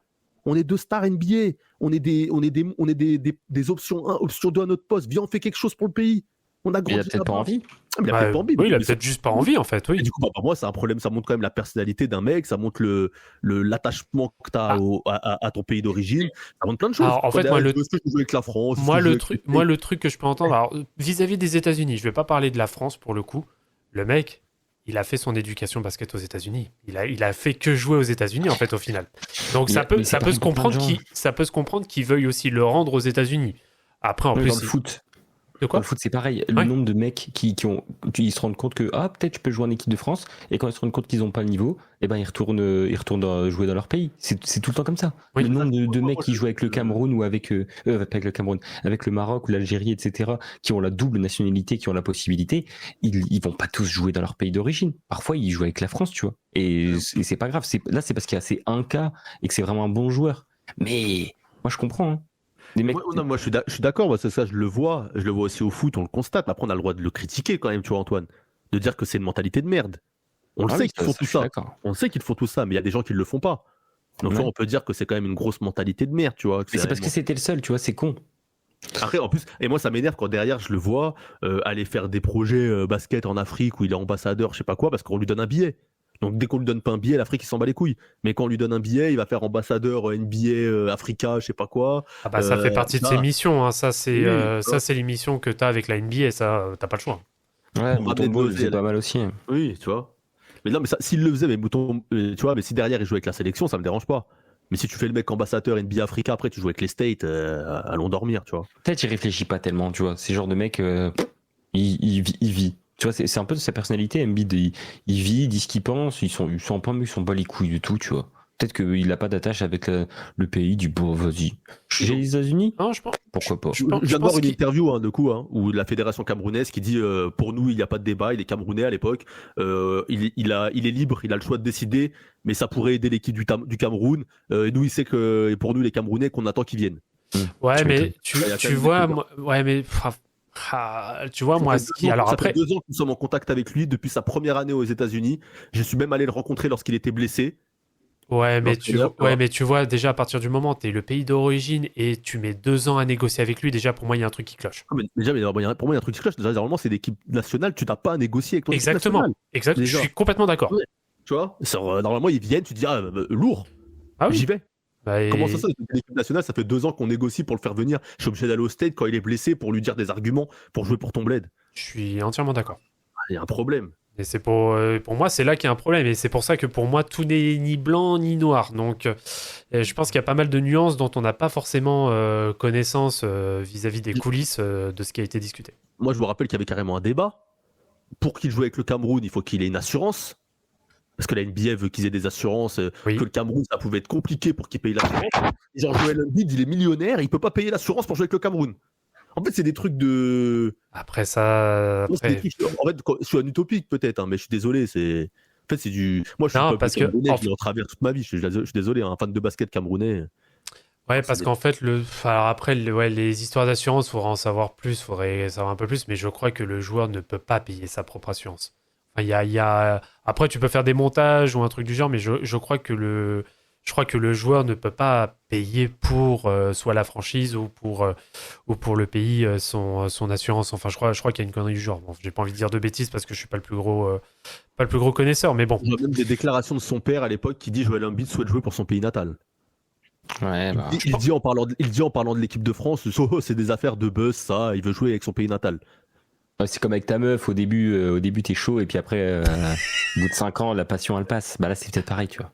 Ouais, tu vois, ça me. Et en plus, il a pas joué peut-être à All-Star Game ou à un truc Rising Challenge, je sais pas quoi, où il est avec le maillot du Cameroun là. À Oui, l'époque, c'est. oui. Ou t'as C'était même l'autre qui est avec le maillot du Canada, là, Wikis, tout ça. c'était USA versus World. Ouais, c'est ça. C'est un showman. Et il jouait avec le maillot du Cameroun ce match-là. Bah, il était sous. Oui, bah, vu qu'il avait la nationalité camerounaise seulement à l'époque, oui. C'est ça. Donc voilà, tu vois, c'est plein de trucs comme ça, tu vois, voilà. T'as la gueule du maillot aujourd'hui. Comme disait notre ami, ouais, il faudrait mettre la maillot, il est dégueulasse un peu. Comme disait le Moundir dans Koh-Lanta, aucune dignité, pas de valeur, pas de principe. Ce qu'on dit depuis tout à l'heure, c'est là, on est en train de me dire que tout ce qu'on dit depuis tout à l'heure, c'est une seule et même personne là. Toute personnalité qu'on est en train de... Là, c'est une seule et même personne. Ah, on est là pour le Et il y show a ou des pas? gens qui dépendent de cette personne. Non mais et s'il parlait pas autant, est-ce que on en ferait tout un pataquès? Juste c'est parce que c'est sa personnalité. Le gars il va pas se freiner parce qu'il joue au basket et dire les trucs, tu vois. Il y a plein de mecs qui ont fait des trucs des crasses tellement pires que lui, et juste parce que c'est des mecs qui étaient moins loquaces et tout. Aujourd'hui on dit plus rien, mais aujourd'hui on est dans l'ère des... Enfin, je vais pas faire l'histoire, mais D-Rose, Kobe et tout. Imagine si ça sortait aujourd'hui. J'avoue, si Joel tu en Embiid, parles. on en fait tout un plat alors que c'est que du C'est sportif. pas Hein. énorme, ouais. Ça voilà. reste que du sportif. Hein. Non, mais après, comme disait Rafik tout à l'heure. Pour moi, c'est pas que du sportif. Moi, je suis désolé, les gars. Moi, en tout cas, peut-être vous n'analysez pas de la même façon que moi, mais moi, pour moi, quand on touche à la sélection, là, pour moi, on rentre dans des choses qui vont au-delà du sportif. On part sur des choses. Ah, c'est du politique aussi, là, si vraiment, tu Il a veux. fait Oui. une lettre à Emmanuel Macron, les gars. Il a fait une lettre à Macron. C'est pas lui qui l'a fait. Là, on parle de choses où il y a un sentiment d'appartenance, on parle de peuple, on parle de choses comme ça. Il a dit Et qu'il avait été au en fait- téléphone avec Macron aussi au New York Times. Vas-y, c'est vraiment un mec du show, lui. Il a dit qu'il a été au téléphone avec Macron, Ouais, il a envoyé une lettre à Macron. Ouais, mais il a envoyé une lettre à Macron et Macron il a été voir McFly et Carlito aussi, hein, tu vois, Ouais, genre ça a pas de valeur. En vrai, Oui, c'est ça, en vrai, c'est- Joel Embiid avec Macron, c'est François Bayrou. Il lui a mis ça à l'envers. Ouais, mais déjà il est marié avec une Brésilienne, comment voulez-vous qu'il soit stable? D'ailleurs, on va Oh commencer. putain. Oui, Joel Bah, Embiid. Ouais, déjà. Oui, déjà. il est avec un modèle brésilien. Oui. Voilà. Ah, Macron il sort pas avec une Brésilienne. Regardez, les joueurs de foot brésiliens ils sont pas stables. Hein. C'est Macron aussi sort avec une brésilienne. Ouais. Autant pour moi. Mais non, mais en vrai, comme disait Rafik tout à l'heure, si on parle de basket intrinsèquement, bien sûr que c'est un super joueur de basket. Mais évidemment, mais il est trop fort. Ça, il y a rien à dire, il est trop fort. Mais Il y a quand même une différence de niveau entre la saison régulière et les playoffs, c'est qu'un constat. Quand tu perds 10 points de moyenne à chaque fois que tu arrives en playoff, quand tu passes de 34 points de moyenne après playoff, tu as 22, excusez-moi, là je dis au pif des chiffres, mais tout à l'heure on est passé de 32 je crois à 19, de 27 à 17. C'est gênant pour MVP. Je passe pas de 35 à... je passe pas de 30 à 20. Hein. Il a performé aussi en playoff. Moi, je ne vais pas dire qu'il n'a pas performé en playoff. Il a aussi performé en playoff. Et c'est vrai. Mais par contre, moi, ce que je dis, c'est que Joel Embiid, c'est pas un mec qui peut te faire gagner des trophées. Point. C'est tout. Pour moi, c'est un mec qui peut te faire, qui va faire des stats en saison régulière, qui peut t'amener à aller en demi-finale de conférence. Stop, ça s'arrête là. En fait, est-ce que tu penses qu'il connaît plus l'infirmière Joël du centre Pokémon que les finales NBA? C'est quand même grave, tu vois. Genre, tu lui dis, tu connais les finales de conf? Non, tu connais Joël, tu connais l'infirmière Joël? Non, mais juste pour aller dans le sens de Rafik, alors je pense que si, je pense qu'il peut faire gagner des trophées. Sauf que, en fait, ce qui manque notamment en play-off, et ça je le dis déjà depuis facile 1 ou 2 ans, c'est qu'il lui manque peut-être un déclic, genre un vrai statement game. Genre un match où il va planter 50 points. Un truc vraiment déclic. Il a besoin de ça pour gagner. Non, mais un match... par exemple, tu prends... Désolé, je vais prendre LeBron James. Tu prends le match déclic dans sa carrière, c'est quoi? C'est le match 6 de la finale de conférence 2012 contre Boston, où il claque son 45-15. C'est le match déclic de sa carrière. Et en fait, je pense qu'il... Mais peut-être, il y a des mecs qui ont mis des 45 points en playoff, ils n'ont jamais rien gagné. Ça n'a jamais été un déclic, mettre 45 points. Oui, mais c'est plus dans le match justement où tu gagnes, dans le sens comme je sais pas, Giannis en finale. Le 50 points. Il te met un 50 points sur une jambe, etc. Ça marque les esprits. Mais c'est le match qui fait gagner, c'est pas genre en gros il met 50 points et derrière. Oui, mais il te. Oui, mais 2023, tu vois, 2023 où on parlait d'Ardennes, les montagnes russes. Mais je suis désolé, sur la série, tu gagnes 3 matchs, il y a 2 matchs où Harden, il te met 45 points, 42 points dans la gueule, et c'est lui qui te fait gagner les matchs. Oui, pas c'est Embiid qui le clairement fait, Harden tu vois. est meilleur que Joel Embiid sur la série. Hein. Il manque un match comme ça d'Embiid, genre Non, Vladimir, tu peux pas dire ça. Vladimir, quand même, Frère, Embiid, il se fait ralentir par Horford. Il est à 23 points. Et attends, mais il n'y a pas une paralysie de la fesse droite là, je sais pas, de la face. Oui, Il est pas comme ça là sur le match. Donc, on sait pas alors pourquoi, déjà, tu vois, quand tu commences à attaquer le phisique, déjà, on sent que les arguments ils commencent à être à court là. Hein. Pourquoi il y a ça, Attention. déjà Pourquoi il y a ça Toi, t'es un salaud, toi. Toi, t'es un salaud, toi. On n'a pas Qu'est-ce qu'il encore prend parlé comme d'une chose. médicament Qu'est-ce qu'il prend comme substance pour arriver un jour à être comme ça Qu'est-ce qui se passe Il y a un problème quand même. Bah, c'est enchaîner les Big Mac ou les Wendy's. Ah, Le vas-y. dopage. Ou le Non, mais dopage, peut-être. bref, Il y a peut-être des produits, je sais Non, pas. mais comment- non, mais les gars, pour revenir sur l'argument que je disais tout à l'heure, c'est ça que j'entends par statement game. Ce qu'on entend par statement game, c'est vraiment un match qui va marquer. Et il en a pas en playoff. Là, je suis OK avec ça. Il en a pas pour le moment. Et c'est peut-être à partir du moment où il va avoir vraiment un fait d'armes en playoff, vraiment un match, je sais pas. Je te prends un match, je te prends par exemple la série contre New York l'année dernière, le match 7. Si le match 7, avec tout ce qu'il a, paralysie faciale, etc., imagine il le chope. Imagine il le chope en faisant une grosse perf. Ah, ça ferait parler. Et je pense que ça le ferait monter d'un niveau supérieur, pour le coup. Il serait sorti derrière. Il serait sorti à la série juste après. Ouais, mais tu vois, mais rien qu'en termes de legacy, déjà, ça aurait été différent. Alors, Vladimir, en fait, je vois ce que tu veux dire et je suis d'accord. Mais en fait, si tu me parles de ça pour un mec qui est sérieux, je te dis oui. Mais moi, Joel Embiid, c'est quelqu'un qui n'est pas sérieux. C'est quelqu'un qui n'est pas sérieux, qui prend tout à la légère, qui est tout le temps en mode je rigole, chill, show, etc. Je suis désolé, mais moi, un mec comme ça ne peut pas gagner la NBA. On ne gagne pas la NBA en étant chill et en faisant du show. C'est pas possible. Pour moi, c'est pas possible. Ça sera C'est le pas mot de la possible. fin. Non, mais moi, ce qui me tue, c'est que je regarde sur toutes les séries qu'on parle à chaque fois. Genre, tu sais, tu regardes quand est-ce qu'il est. Par exemple, après, tu vois, contre les Knicks, excuse-moi, Vladimir, il fait quand même un match à 50 points qui apporte une victoire l'année dernière. Oui, d'accord, mais ouais, mais c'est en pleine série. Ouais, c'est en pleine série, oui. Voilà. Après, tu vois, moi, ce que je dis, c'est quand même l'année contre les Celtics, quand Harden te fait ses matchs à 40 points, normalement, il n'est même pas censé les faire. C'est le Embiid, il est pas là. Non, mais oui, mais je veux dire, là, de base, Harden, sur sa deuxième partie de carrière, on va dire là, c'est quand même devenu un meneur playmaker, entre guillemets. Ouais. C'est un mec qui fait des passes, qui est plus dans le scoring, qui est plus dans l'organisation et tout. Embiid n'est pas là, le mec il prend le bleu de chauffe, il te met des matchs à 45 points, il te fait gagner le match. Ouais. Embiid revient, prend la relève. L'autre il t'a fait gagner 2 matchs. L'autre. Tu gagnes 3-2 sur la série, si tu dis pas de conneries, au bout d'un moment. Oui, t'es à 3-2, oui. T'es à 3-2. Ouais. Harden, il a pris ses couilles sur 2 matchs, il a mis 45 points. Ouais, enfin. Le jeu, il est un peu cuit quand même, Harden, faut le dire, tu vois. Donc le mec, il t'a fait 2 gros matchs derrière, il est un peu cuit. Moi, j'attends, comme tu dis, le match référence à ce moment-là. Il revient Embiid, c'est maintenant ou jamais. Fais-moi le gros match référence. Horford d'en face qui a 55 ans, tu lui montes dessus, tu montres que tu as été MVP, tu montres que t'es pas un petit directeur, un poulet DG, parce que c'est un plat camerounais, poulet DG. Poulet DG. Voilà. Oui. Et tu vas, et tu fais gagner le match, et là tu sors les Celtics, et là tu montres. Il y a le vieux Harden qui est capable de faire qui est encore capable de faire des grosses perfs. Toi, tu es un MVP qui montre que quand tu reviens, c'est toi le leader, c'est toi le boss, tu fais gagner. Et là, je commence à y croire. Mais tu vois, non, derrière... je suis pas d'accord, tu peux pas dire ça. Alors certes, Harden a sorti le match 5, il fait une grosse perf. Match 6, le match 6, il a 13 points, il a 4 sur 16 au tir. Tobias Harris, il a 2 points, 1 sur 7. Comment tu veux t'en sortir, en fait? Avec par contre, à côté, Joel Embiid, il a 26 points. Enfin, tu peux pas non plus lui demander. On peut dire ça aussi pour d'autres matchs, Vladimir. Il y a des matchs où Joel Embiid il sous-performe et les autres surperforment. Mais en fait, il y a ce côté Embiid où vraiment c'est aussi la faute des autres à chaque fois. C'est toujours la faute des autres. C'est jamais de la faute de Embiid. Je sais pas. Genre quand Giannis il perd. En playoff, on dit c'est la faute de Giannis. Et mais là sur cette série-là, sur cette série-là, honnêtement, moi je sais pas ce qu'on peut dire de plus en fait, moi sur cette série-là.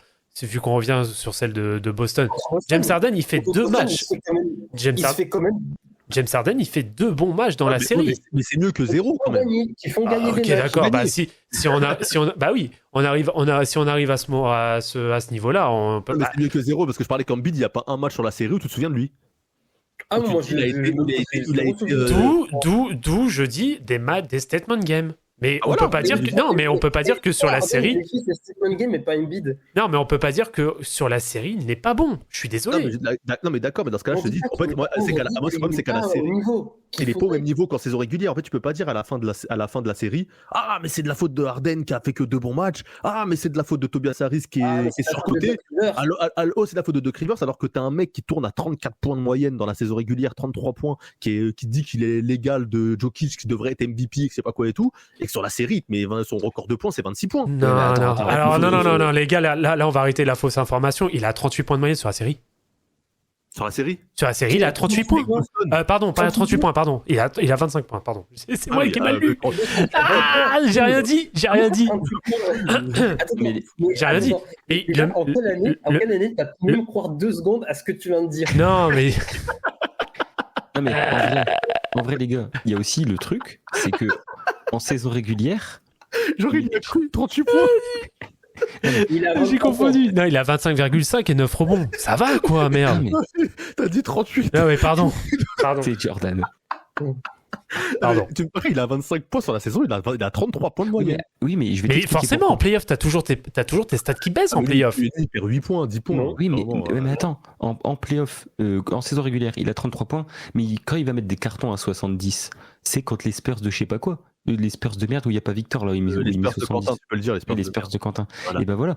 Mais quand en régulière, Joel Embiid, il se tape Boston, Milwaukee ou machin, il met jamais 70 ou 60 ou 50. Ça arrive jamais. Et donc en fait, on revient sur le côté que ses stats sont gonflées en saison régulière et que c'est un joueur qui est gonflé. Ah, elles sont pas gonflées. Mais donc du coup, si t'arrives quand même à aller en playoff et à faire des trucs, c'est que tes coéquipiers, ils arrivent à sublimer. Là, ils ont les coéquipiers.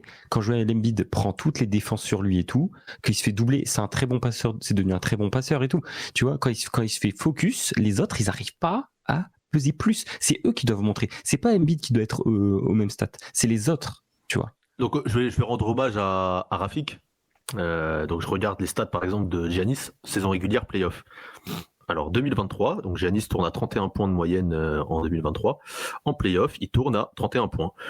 2022, il tourne à 29 points en saison régulière, il tourne à 30 points en playoff. Oui, mais parce qu'il arrive à mettre des cartons contre les gros, ce que Embiid n'arrive pas à faire. Donc on voit la différence entre un mec comme Joel Embiid et un mec comme Jokic, un mec comme Giannis, juste là maintenant, et puis d'autres joueurs qui sont capables de garder le même niveau en saison régulière et en playoff. Moi, je te dis, Giannis, c'est beaucoup plus facile quand Pat Connaughton, Bobby Portis et Brook Lopez, ça fait 6 ans, ils jouent avec toi. Ils jouent ensemble, bien sûr, ça aide. Bien sûr, là, Joel Embiid, il est doublé, il va faire la passe à qui? Il sait pas à qui faire la passe. Arrêtez parce que je vais commencer à regarder les stats de Anthony Davis en saison régulière et en playoff. Ah bah tu peux regarder. Mais après, le problème c'est qu'il joue que 10 matchs, alors attendez. Ah non, mais tu regardes, tu vas avoir 95% des joueurs. Après, tu vas peut-être avoir 2-3 exceptions comme là qui ont été citées. Mais les stats, elles baissent tout le temps en playoff. Donc par exemple, playoff 2015. Si, elles baissent. Playoff 2015 en saison régulière. Playoff 2015 en saison régulière à Nouvelle-Orléans. Première playoff, je crois, de Davis. Il tourne à 24 points de moyenne en saison régulière. Il passe à 31 points de moyenne en playoff. Oui, ok. Contre. Saison numéro 2018, Nouvelle-Orléans, il a 30 points de moyenne. Saison régulière, il était à 28 points. 2020, il tourne à 27,7 points de moyenne dans la bulle. Oui, mais c'est au premier tour. Ouais, mais on parle du premier tour. Va faire des séries de playoffs complètes du début à la fin où tu es au même niveau sur tous les playoffs. 2020, il a 26 sur la saison régulière, il passe à 27,7 en playoff. Et Embiid est souvent blessé. Si tu retires les blessures, Davis aussi, moyennes, ça serait pas pareil. Davis aussi pour le coup. Mais en 2020, non. 2020, 2018, 2015. 2024, du coup, l'année dernière, où on se fait taper le cul par Denver, là. Saison régulière, 24 points. Playoff, 27,8. Ouais, mais il perd. Oui, mais il perd. Mais je veux dire, il y a quand même une stabilité dans la performance. Genre, c'est pas un mec qui arrive en playoff, il coule. Non, mais de toute Il a façon, le même niveau. Après, son équipe, elle gagne pas parce que en face, c'est plus fort. En face, il y a Jokic, c'est plus fort qu'Anthony Davis. Les Denver, c'était meilleur que les Lakers. Mais lui, son niveau à Davis sur la série, regardez la série l'année dernière, Denver Lakers, il se fait boire par Jokic parce que Jokic est plus fort, mais il est dans ses standards. oui, sur une Il série. est dans... Oui, mais sur une série, moi, La, j'aimerais la bien série, le Embiid en fasse une, déjà. la série, elle a fait combien de matchs? On s'est fait boire, c'est pour ça que je te dis Jokic est plus fort. Mais je te dis que Davis, lui, Oui, sur mais- sa performance personnelle, il est dans ses standards de haut niveau. Oui, mais on parle en effet, là, on parle d'un échantillon de 4 matchs. Parce qu'en Moi, face, j'ai on envie prend de des poser une heures. question à la défense. J'ai envie de poser une question à la défense. Est-ce que pour vous, Embiid, c'est dans le gratin de la NBA? Quand je dis dans le gratin, c'est dans le gratin de la NBA, c'est genre, est-ce qu'il est dans le top 5 joueurs de la NBA? Bah après, ça dépend si tu parles playoff ou régulière. Bah, évidemment, Ensemble, Antoine. il y a les playoffs qui sont inclus. Tu prends tout ensemble. Alors après, si tu retires la condition des blessures, oui, il est top 5 et pas 5e. Hein. Ah bon? Si, sans blessure. Bah, sans blessure, à son top du top, il est 5e et pas 5e. Donc, alors, déjà, il y a Jokic, Giannis, c'est devant sans hésitation. Ouais. Ok. Ah oui, Jokic, non, mais attendez, déjà, on va commencer avec les sans hésitation. Jokic, Giannis, il y a zéro débat. Zéro débat. Je suis OK. On est ok. Doncic. Zéro débat. Doncic, il y a zéro débat aussi. Je suis désolé. Ouais. Après, le reste. Ouais. Le clash, tout ça, il y a Doncic. Ouais, Sur bah, devant- Doncic, pour le moment... Il y a une finale NBA, les gars. Il y a une finale NBA. Ouais, il y a une finale NBA. Il y a des buzzers et des trucs, mais. Il y a une Oui, finale OK. NBA. Oui, mais il y a Ramadan Kairi. Hein. Non, mais je suis d'accord. Vladimir me lance pas sur le débat. Doncic, meilleur joueur de l'année, meilleur joueur de la semaine. toutes les Non, semaines. bah, on va dire Doncic, franchement, ça se tape. Franchement, ça se tape. Ouais. AD, est-ce que c'est devant? En fait, le problème, c'est qu'ils vont dire il est meilleur sur les stats et tout. Maintenant, est-ce que tu mets AD aux Sixers, il met pas des cartons à 50 points. Il dit en playoff, c'est Et- quand même ça a plus de consistance. Et il est dangereux quand même. Hein. Ah, mais pour moi, c'est meilleur. Basketball, déjà. Ouais, mais moi je pense que Joël, il a trop de spacing, il va plus faire chier la défense que quand tu joues contre Anthony Davis. Anthony Davis, je pense qu'il est meilleur sur plein d'aspects, mais je pense que quelqu'un préfère jouer AD que Embiid. Ah, par Un contre, bon pivot, il va préférer. Peut-être en saison régulière, mais moi en saison régulière, en playoff, je préfère jouer contre Embiid qu'entre AD. Hein. AD en demi-terrain, il me ferait plus chier. Ah, mais Ça met du il a un QI Ça met basket, du il a plus de ça moves. prend du alors, rebond, après, ça prend du rebond. Et défensivement, c'est au-dessus. Hein. il est vraiment Ouais. top tier quand il s'agit de défendre en second rideau. En second rideau, il est juste imprenable. Alors que Joel Embiid, par contre, alors, je vais pas dire qu'Anthony Davis, c'est pas le cas, ce qu'il sait très bien le faire aussi. Mais Joel Embiid, pareil, il faut se rappeler un peu de son prime, on va dire, en défense. Le mec, il est capable de tenir même sur du spacing.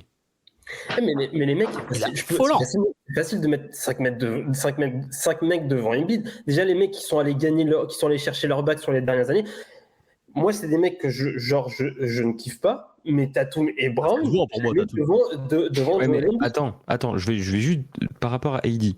AD, Ah, vas-y, non mais vas-y, attends, parce que Embiid, quand il a la balle en main, tu vas voir tous les regards focus sur lui et les mecs ils savent que il faut aller doubler, il faut aller aider, etc. Anthony Davis, j'en suis pas sûr. Là, je pense que l'adversité en 1-1, Embiid, c'est tellement plus compliqué. Tous les mecs sont beaucoup plus sur lui que sur AD. Ah, Embiid, Vraiment. il se fait Et doubler, voire c'est tripler pareil. des fois. Hein.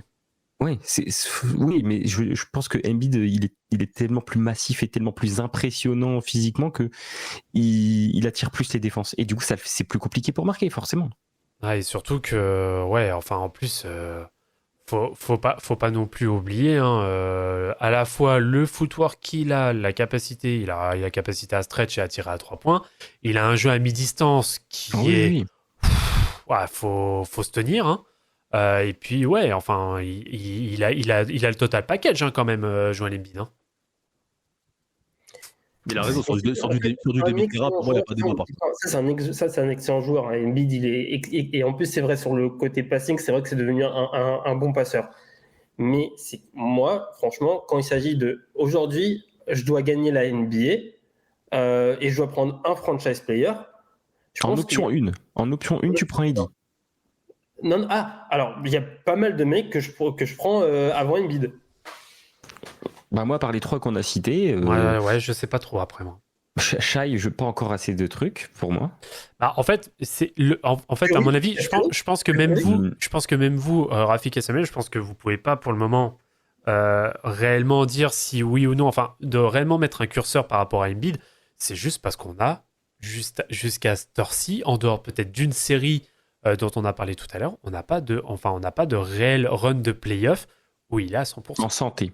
Non, mais c'est problématique à son âge. Ça, c'est la problématique, hein. En fait, j'ai l'impression que quand on dit ça, en gros, c'est pas de sa faute. Mais c'est de Non, sa faute. attention, je dis pas que c'est pas de sa faute. Je dis pas que c'est pas de sa faute. Mais oui, mais c'est très Comme si grave on parce dit que Zion, c'est pas de sa faute s'il joue pas.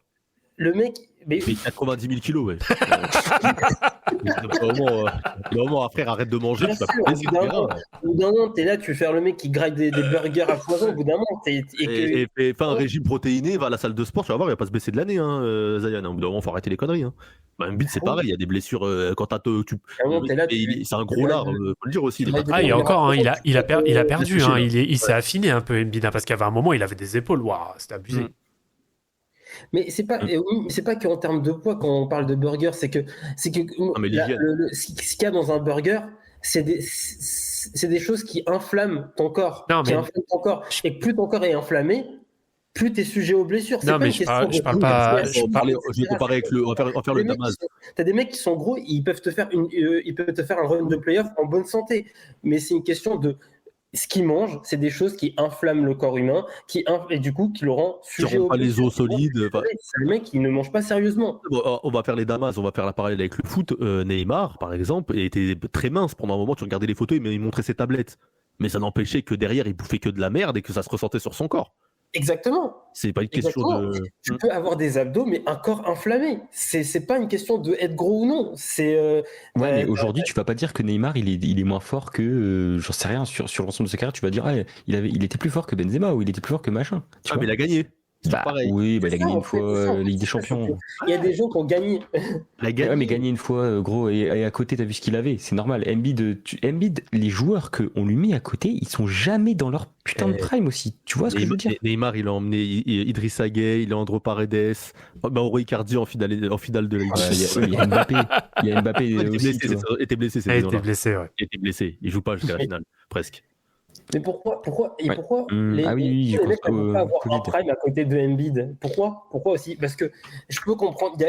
Comme j'ai dit tout à l'heure, il y a le contexte qui fait que c'est compliqué de affiler à des mecs comme Daryl Morey, etc., qui sont pas vraiment des personnes qui sont dans du win now et du coup ils appuient sur le bouton facilement. Mais je suis désolé, c'est difficile d'exister aussi à côté de Embiid. C'est difficile de vouloir rester longtemps, de s'engager avec Embiid, parce que déjà c'est un joueur qui n'est pas très sérieux. Maxi l'a dit, n'a pas dit Embiid n'est pas sérieux, mais il a dit que c'est pas sérieux, et quand c'est pas sérieux, c'est parce que ton numéro 1 n'est pas sérieux aussi. Voilà. Donc aussi... De combien de temps Maxi va rester? Vas-y, pronostiquons. Combien de temps Maxi reste encore aux Sixers? Parce que si on suit le cheminement, soit Embiid se barre un moment et voilà, soit Maxi dans 2 ans il est plus là. Ah oui, non mais carrément, dans 2 ans ça n'existe plus le Maxi Embiid. Hein. Bah après le truc c'est qu'il faut que Tyrese Maxey aussi, il va falloir qu'il montre qu'il est à la hauteur d'être un vrai numéro 2. Oui, vu qu'Embiid est tout le temps blessé, il faudra même qu'il soit à hauteur d'être un numéro 1. Non, ça numéro 1, ça j'ai du mal à y croire par contre, numéro 1. Bah, après pour le moment là il est engagé à Philadelphie jusqu'à 2029. Hein. Sinon moi je propose un package s'il veut se relancer, Joel Embiid. On va appeler ça les Twin Towers. Un duo avec AD, on l'échange contre Bronny James et LeBron James aux Sixers et pour se rapprocher de Cleveland. Sur la évidemment. tête de ma mère, vous mettez LeBron à Philadelphie, Philly est au moins en finale de conf. Alors, jamais ta vie. LeBron et Bronny et nous on récupère Joel, on le met avec AD à l'intérieur. Mais tu vois, t'es content. Tu vois, tu l'aimes bien quand même. Non, mais je veux juste me débarrasser de LeBron. Non, c'est le seul objectif, Antoine, derrière. Si tu veux, je peux aller échanger avec n'importe quel joueur là, si tu veux, qui peut jouer au basketball. Totalement. Bon, messieurs, vu que ça fait déjà un bon petit bout de temps là qu'on est sur le sujet, ce que je vous propose, c'est d'exposer votre ultime argument avant de peut-être mettre une sentence ou de prononcer une peine, ou je sais pas. On verra bien. À la discrétion du dictateur. Allez-y, messieurs. Qui commence Bah, Parce que c'est les meilleurs arguments Allez. ou les pires. Ah non, bah après ça, vous utilisez l'argument que vous souhaitez. Bah vas-y, Antoine, je te laisse. Vu que c'est la défense, on commence par la défense. Non, je comprends tous les arguments de l'équipe de la partie adverse sont recevables et je les comprends, surtout au niveau des blessures, etc., où je partage leur opinion. Mais pour moi, le cadre dans lequel Joel Embiid a évolué depuis son arrivée à Philly, il a jamais été stable. Tant au niveau des joueurs, on en a parlé beaucoup. Les lieutenants, pas là plus de 2 ans. Les gens autour qui restent pas assez longtemps pour moi. Pas de référence, pas d'amis, tu sais, pas d'attache. Les GM, il y en a eu 3 différents. Les coachs, il y en a eu 3 différents. Pour moi, Philadelphie, c'est l'équipe qui sera jamais nulle, mais qui sera jamais au sommet parce que on n'a pas su entourer un joueur générationnel, unique, qui aurait pu, s'il s'était pas blessé, devenir l'un des tout meilleurs. Mais effectivement, il y a des soucis de santé récurrents et c'est problématique. Mais Joel Embiid, s'il avait été en santé, et on le voit quand il l'est, c'est une machine, juste voilà, instable et un petit peu de malchance. Voilà. Je pense que ce sera du gâchis. Quand on reverra sa carrière dans quelques années, ce sera du gâchis. Je peux rebondir, c'est vrai que c'est une machine, comme toutes les machines, la garantie ne prend pas en charge tous les pépins. Et là, il y en a beaucoup et je pense que la garantie a expiré. Enfoiré. Ouais. Vas-y, Rafik. Moi, je vais dire que Embiid est coupable de ne jamais se considérer comme responsable d'une défaite et donc se cache derrière les autres, n'assume pas son rôle de leader quand il faut l'assumer, n'assume pas de montrer l'exemple aux autres quand il le faut, fait partie. Alors, moi, je suis à moitié d'accord avec ce que dit la défense sur le cadre, mais moi, je pense qu'il est aussi responsable de ce cadre instable et qu'il n'en est pas uniquement la victime. Donc, voilà. Donc, pour moi, si je devais aujourd'hui commencer une franchise et que je vais choisir un numéro 1, Embiid ne serait même pas dans les 10 que je considérerais pour ce rôle-là. Très bien, très bien. Samuel. Vous saviez, à l'école, il y avait toujours cet élève, quand le prof lui faisait des remontrances, il disait « Mais c'est pas moi, mais c'est lui, pourquoi lui aussi il parle? Pourquoi c'est moi qui est puni?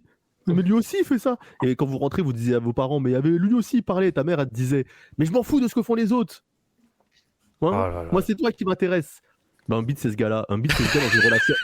Embiid, c'est ce gars dans une relation amoureuse qui se remet jamais en question. C'est toujours la faute des autres. Les mecs, c'est des connards, ils m'ont trompé, tout ça, mais moi, j'étais parfait, je leur ai tout donné. Ça, c'est Joel Embiid. Et je conclurai sur ces noms: Jason Tatum, Luka Doncic, Nikola Jokic, Devin Booker.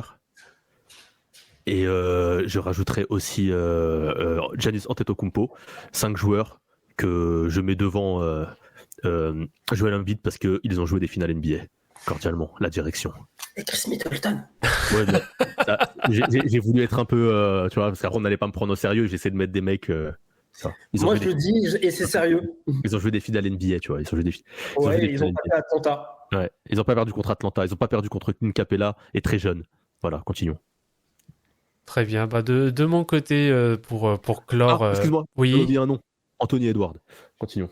Il n'a pas été. Ah, celui qui a zéro. Je me mets sur lui. Celui qui a 0 de QI là. Non, c'est chaud. Voilà déjà. Non. Bon, voilà déjà. Je dis qu'aujourd'hui, si je dois prendre un mec entre les deux, genre il y en a un qui a 30 ans, l'autre il est jeune, tout ça, je le prends lui, tu vois. Ah oui, c'est. En même temps. On pourrait dire chat, j'aurais pu dire chat. C'est quoi cet argument de merde là? C'est quoi cet argument à la con là? Tu disais tout à l'heure de mettre 5 mecs aujourd'hui que tu mets devant, demain tu montes un projet, tu vas prendre un joueur. Bah je prends pas Joel Embiid moi aujourd'hui demain. Je pense que j'ai le choix entre plein de mecs, je prends pas Joel Embiid. En même temps le mec a déjà 30 ans. Que si j'ouvre une chaîne de burgers. Burger, un strip club à Atlanta, pourquoi pas.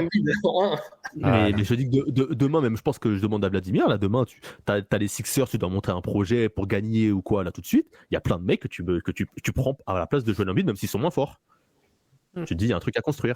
Bah justement, ça va en profiter pour faire la transition avec mon dernier argument. C'est qu'avec Joel Embiid qui a commencé à jouer, Philadelphie n'a pas raté une série de playoffs n'a pas raté un playoff depuis 2017. Félicitations, poulet DG. Quand tu regardes Denver, quand tu regardes toutes ces équipes-là, ça montre une régularité. c'est un vrai modèle de régularité au final. Performeur de saison régulière, comme je l'ai dit. Peu importe, ça va en playoff quand même. Ça va faire quand même des séries de playoffs, quoi qu'il en est. Bravo, tu vas en playoff, bravo. Et après, Voilà, quoi qu'il en est. Bravo Russell Westbrook. Pardon. Ah bah non, Westbrook, pour le coup, Alors c'est fini. c'est un peu plus compliqué. Bon, enfin bref. Eh ben écoutez. Mais est-ce qu'on a, pour conclure, est-ce qu'on a un autre gars comme ça, ou qu'on peut penser, un gars qui a surperformé, qui allait tout le temps en playoff, qui était ultra dominant, et arrivé en playoff comme ça, et on n'a pas de match référence. Est-ce que dans l'histoire, vous avez d'autres mecs comme ça? Pas de match référence, non, mais des mecs qui ont jamais gagné. Barclay. Non mais Barclay va en finale NBA, il a des matchs références de ouf, tu vois. Tracy 40 points en finale face à MJ, tu vois. Moi, l'argument qu'Antoine a sorti tout à l'heure, le nom, Tracy McGrady. Mais qu'est-ce qu'il retient malheureusement, non, c'est vrai, ça rentre Tracy McGrady. Il n'a pas été MVP. Mais il y avait pas cette régularité non plus en saison régulière de ouf, tu vois. C'est ce mec que t'avais l'impression c'est un MVP, un crack qui arrive en playoff. Iverson, il va loin. Tracy McGrady, il a quand même été plusieurs fois dans la discussion MVP. Ouais, c'est vrai. Ah si, quand même. Je trouve qu'on n'y croyait pas forcément, tu vois. Dans les années où il performe de ouf, McGrady, c'est pas les années où Orlando ou Houston vont en playoff. C'est quand il performe moins qu'il fait des bonnes saisons. Garnett avant d'aller à Boston. Non, Garnett, ça rentre dedans. Il est MVP, mais il va jamais super loin. Il fait une finale de conf, mais c'est tout. Melo à Denver. C'est finale de conf aussi, Melo. Sans le shoot de Kawhi ou sans le Game 7 contre Boston, il est très proche, tu vois. C'est pas comme s'il perdait 4-0 à chaque fois. Mais bon, ça reste dans l'ordre de la fiction. Ouais. C'est ça le truc. Melo, il y a des gros matchs. Melo, il a de sacrées références avant New York. Melo, il y a des gros matchs à Denver. Ouais. Mais il a mis un 50 et tout. Il a quand même quelques matchs sympas, mais il est trop blessé. Ces mecs-là, ils sont pas blessés, tu vois. Garnett, je prends Garnett. Garnett, ouais. Je prends Garnett. Il y a encore un Garnett, le match 7 contre Sacramento. 2004, ça joue 2004. En 2004, là, waouh. Après, il a dit, Joel Embiid, il a une saison, enfin, il a quand même des matchs quand même de temps en temps aussi. Tu vas pas le faire passer pour zéro. Tu vois, ce mec qu'on disait que c'est un crack, c'est un monstre, tu vois, et en playoff, on attendait tout le temps, quoi. Mais tu vois, moi, ce qui me manque, justement, c'est une performance comme Garnett. Match 7 en demi-finale de conf contre Sacramento. Tu fais ton match plein, là, j'ai même plus les stats tellement qu'elles sont monstrueuses. Est-ce que c'est ce match-là où il dunk sur la gueule de Brad Miller et il met ses jambes autour de son cou, là? Ça, j'avais vu en direct à l'époque, j'étais comme un ouf. Et j'étais comme un fou furieux. J'avais, je crois, de 2004. 2004, j'avais 12 ans. J'étais comme un psychopathe. J'ai appelé mes potes carrément, tu vois, sur MSN à l'époque. Putain de merde! Il a mis ses jambes autour de son cou. Brad Miller, il était vénère. Toute ta liste de contacts. J'ai whiz toute ma liste de contacts. J'étais en direct à passer sur Canal à 4h du mat, là, les conneries comme ça, je sais plus. J'avoue, j'étais comme un ouf. Il avait mis ses jambes autour de son cou et il bougeait comme ça, assis sur lui. Et Brad Miller, il était vénère après. Aïe, aïe, aïe. Bon, bah écoutez, parfait. Merci, messieurs. N'hésitez pas à nous faire part, justement, de vos remarques sur les positions de la défense, ainsi que du côté de l'attaque. Je sais jamais comment on appelle le camp qui attaque. Mais enfin, bref. N'hésitez pas à nous faire part aussi un peu de vos avis, de votre ressenti concernant Joel Embiid et sa carrière et son œuvre dans sa globalité. Voilà, nous c'était un petit live, parce que nous on est en pleine pause, de Noël pour Forever, donc vous nous retrouverez, si je dis pas de bêtises, du coup ce serait le 8 janvier pour le prochain épisode. Il y a Lionel qui nous demande s'il y a un autre jugement de prévu. Ça reste à voir, il y a de fortes chances. Il y a tellement de mecs qu'on aimerait juger, tu sais. Oui. Moi, j'aimerais bien juger les gens qui mettent Curry devant Kobe. Ah bah pourquoi pas.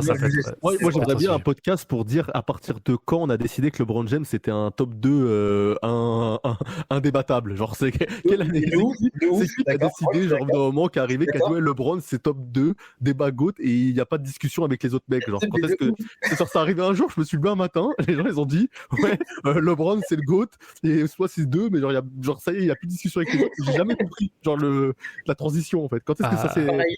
Là, j'ai pas compris. Il y a pas eu de débat. Genre, tu sais, tu dis à un mec, t'arrives, ouais, mais Magic, quand même, leader, beaucoup de finales sur 10 ans, 5 bagues, mais non, c'est derrière. Bah, non, on s'en bat les couilles. C'est, tu le jettes comme ça. Ah bah Ah, après. mais quand même, le roi, il a perdu 6 fois. Non, deuxième. Non, deuxième, c'est deuxième.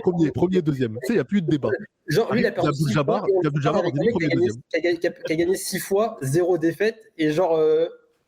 Non, genre. Moi, j'aimerais bien ce débat. Moi, Alors, j'aimerais si bien vous faites- le si- débat avec Brandon, s'il vous plaît. Oh là là, ça y est, c'est parti, ça recommence.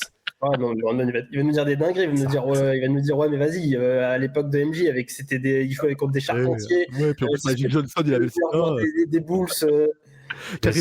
Messieurs, ne nous égarons pas, ne nous égarons pas. Bon, en tout cas, oui, il y aura certainement de nouveaux jugements à venir et on vous tiendra bien évidemment au courant de leur venue. Eh bien, écoutez, messieurs, merci bien d'avoir participé à ce jugement. Merci Antoine, merci Samuel, merci Rafik. Est-ce que vous avez... Voilà, justement. Est-ce qu'il y a un mot de la fin? Donc Samuel, les Lakers jouent le titre. Allez-y, messieurs. Chris Middleton est toujours fort au basket. Ça change pas. Toujours. Antoine? C'est dur. Hein. Ouais, moi, je vais lancer une hot take. Les Sixers iront plus loin que les Knicks en playoff cette année. Voilà. Moi, le ça sera pas les Lakers jouent le titre. Hein. J'aimerais quand même rendre un hommage à Ja Morant. Merci de me rappeler le basket de mon enfance avec des mouvements de bandeur comme pas possible. J'ai l'impression d'avoir 10 ans et je suis à 2 doigts d'acheter le maillot. Merci beaucoup, frérot. Allen Iverson du 92 n'est jamais mort, dédicace aux Sixers. Voilà, c'est ça qu'on aime. Bon, bah parfait. Bah écoutez, merci messieurs. Et puis comme dit, hein, donc vous pouvez nous retrouver aussi sur les réseaux sociaux, etc., etc. Sinon, on se donne rendez-vous au 8 janvier. Merci encore une fois et surtout n'oubliez pas que la vie est une fête. Passez de bonnes fêtes de fin d'année et on se retrouve à l'année prochaine. Allez, ciao ciao.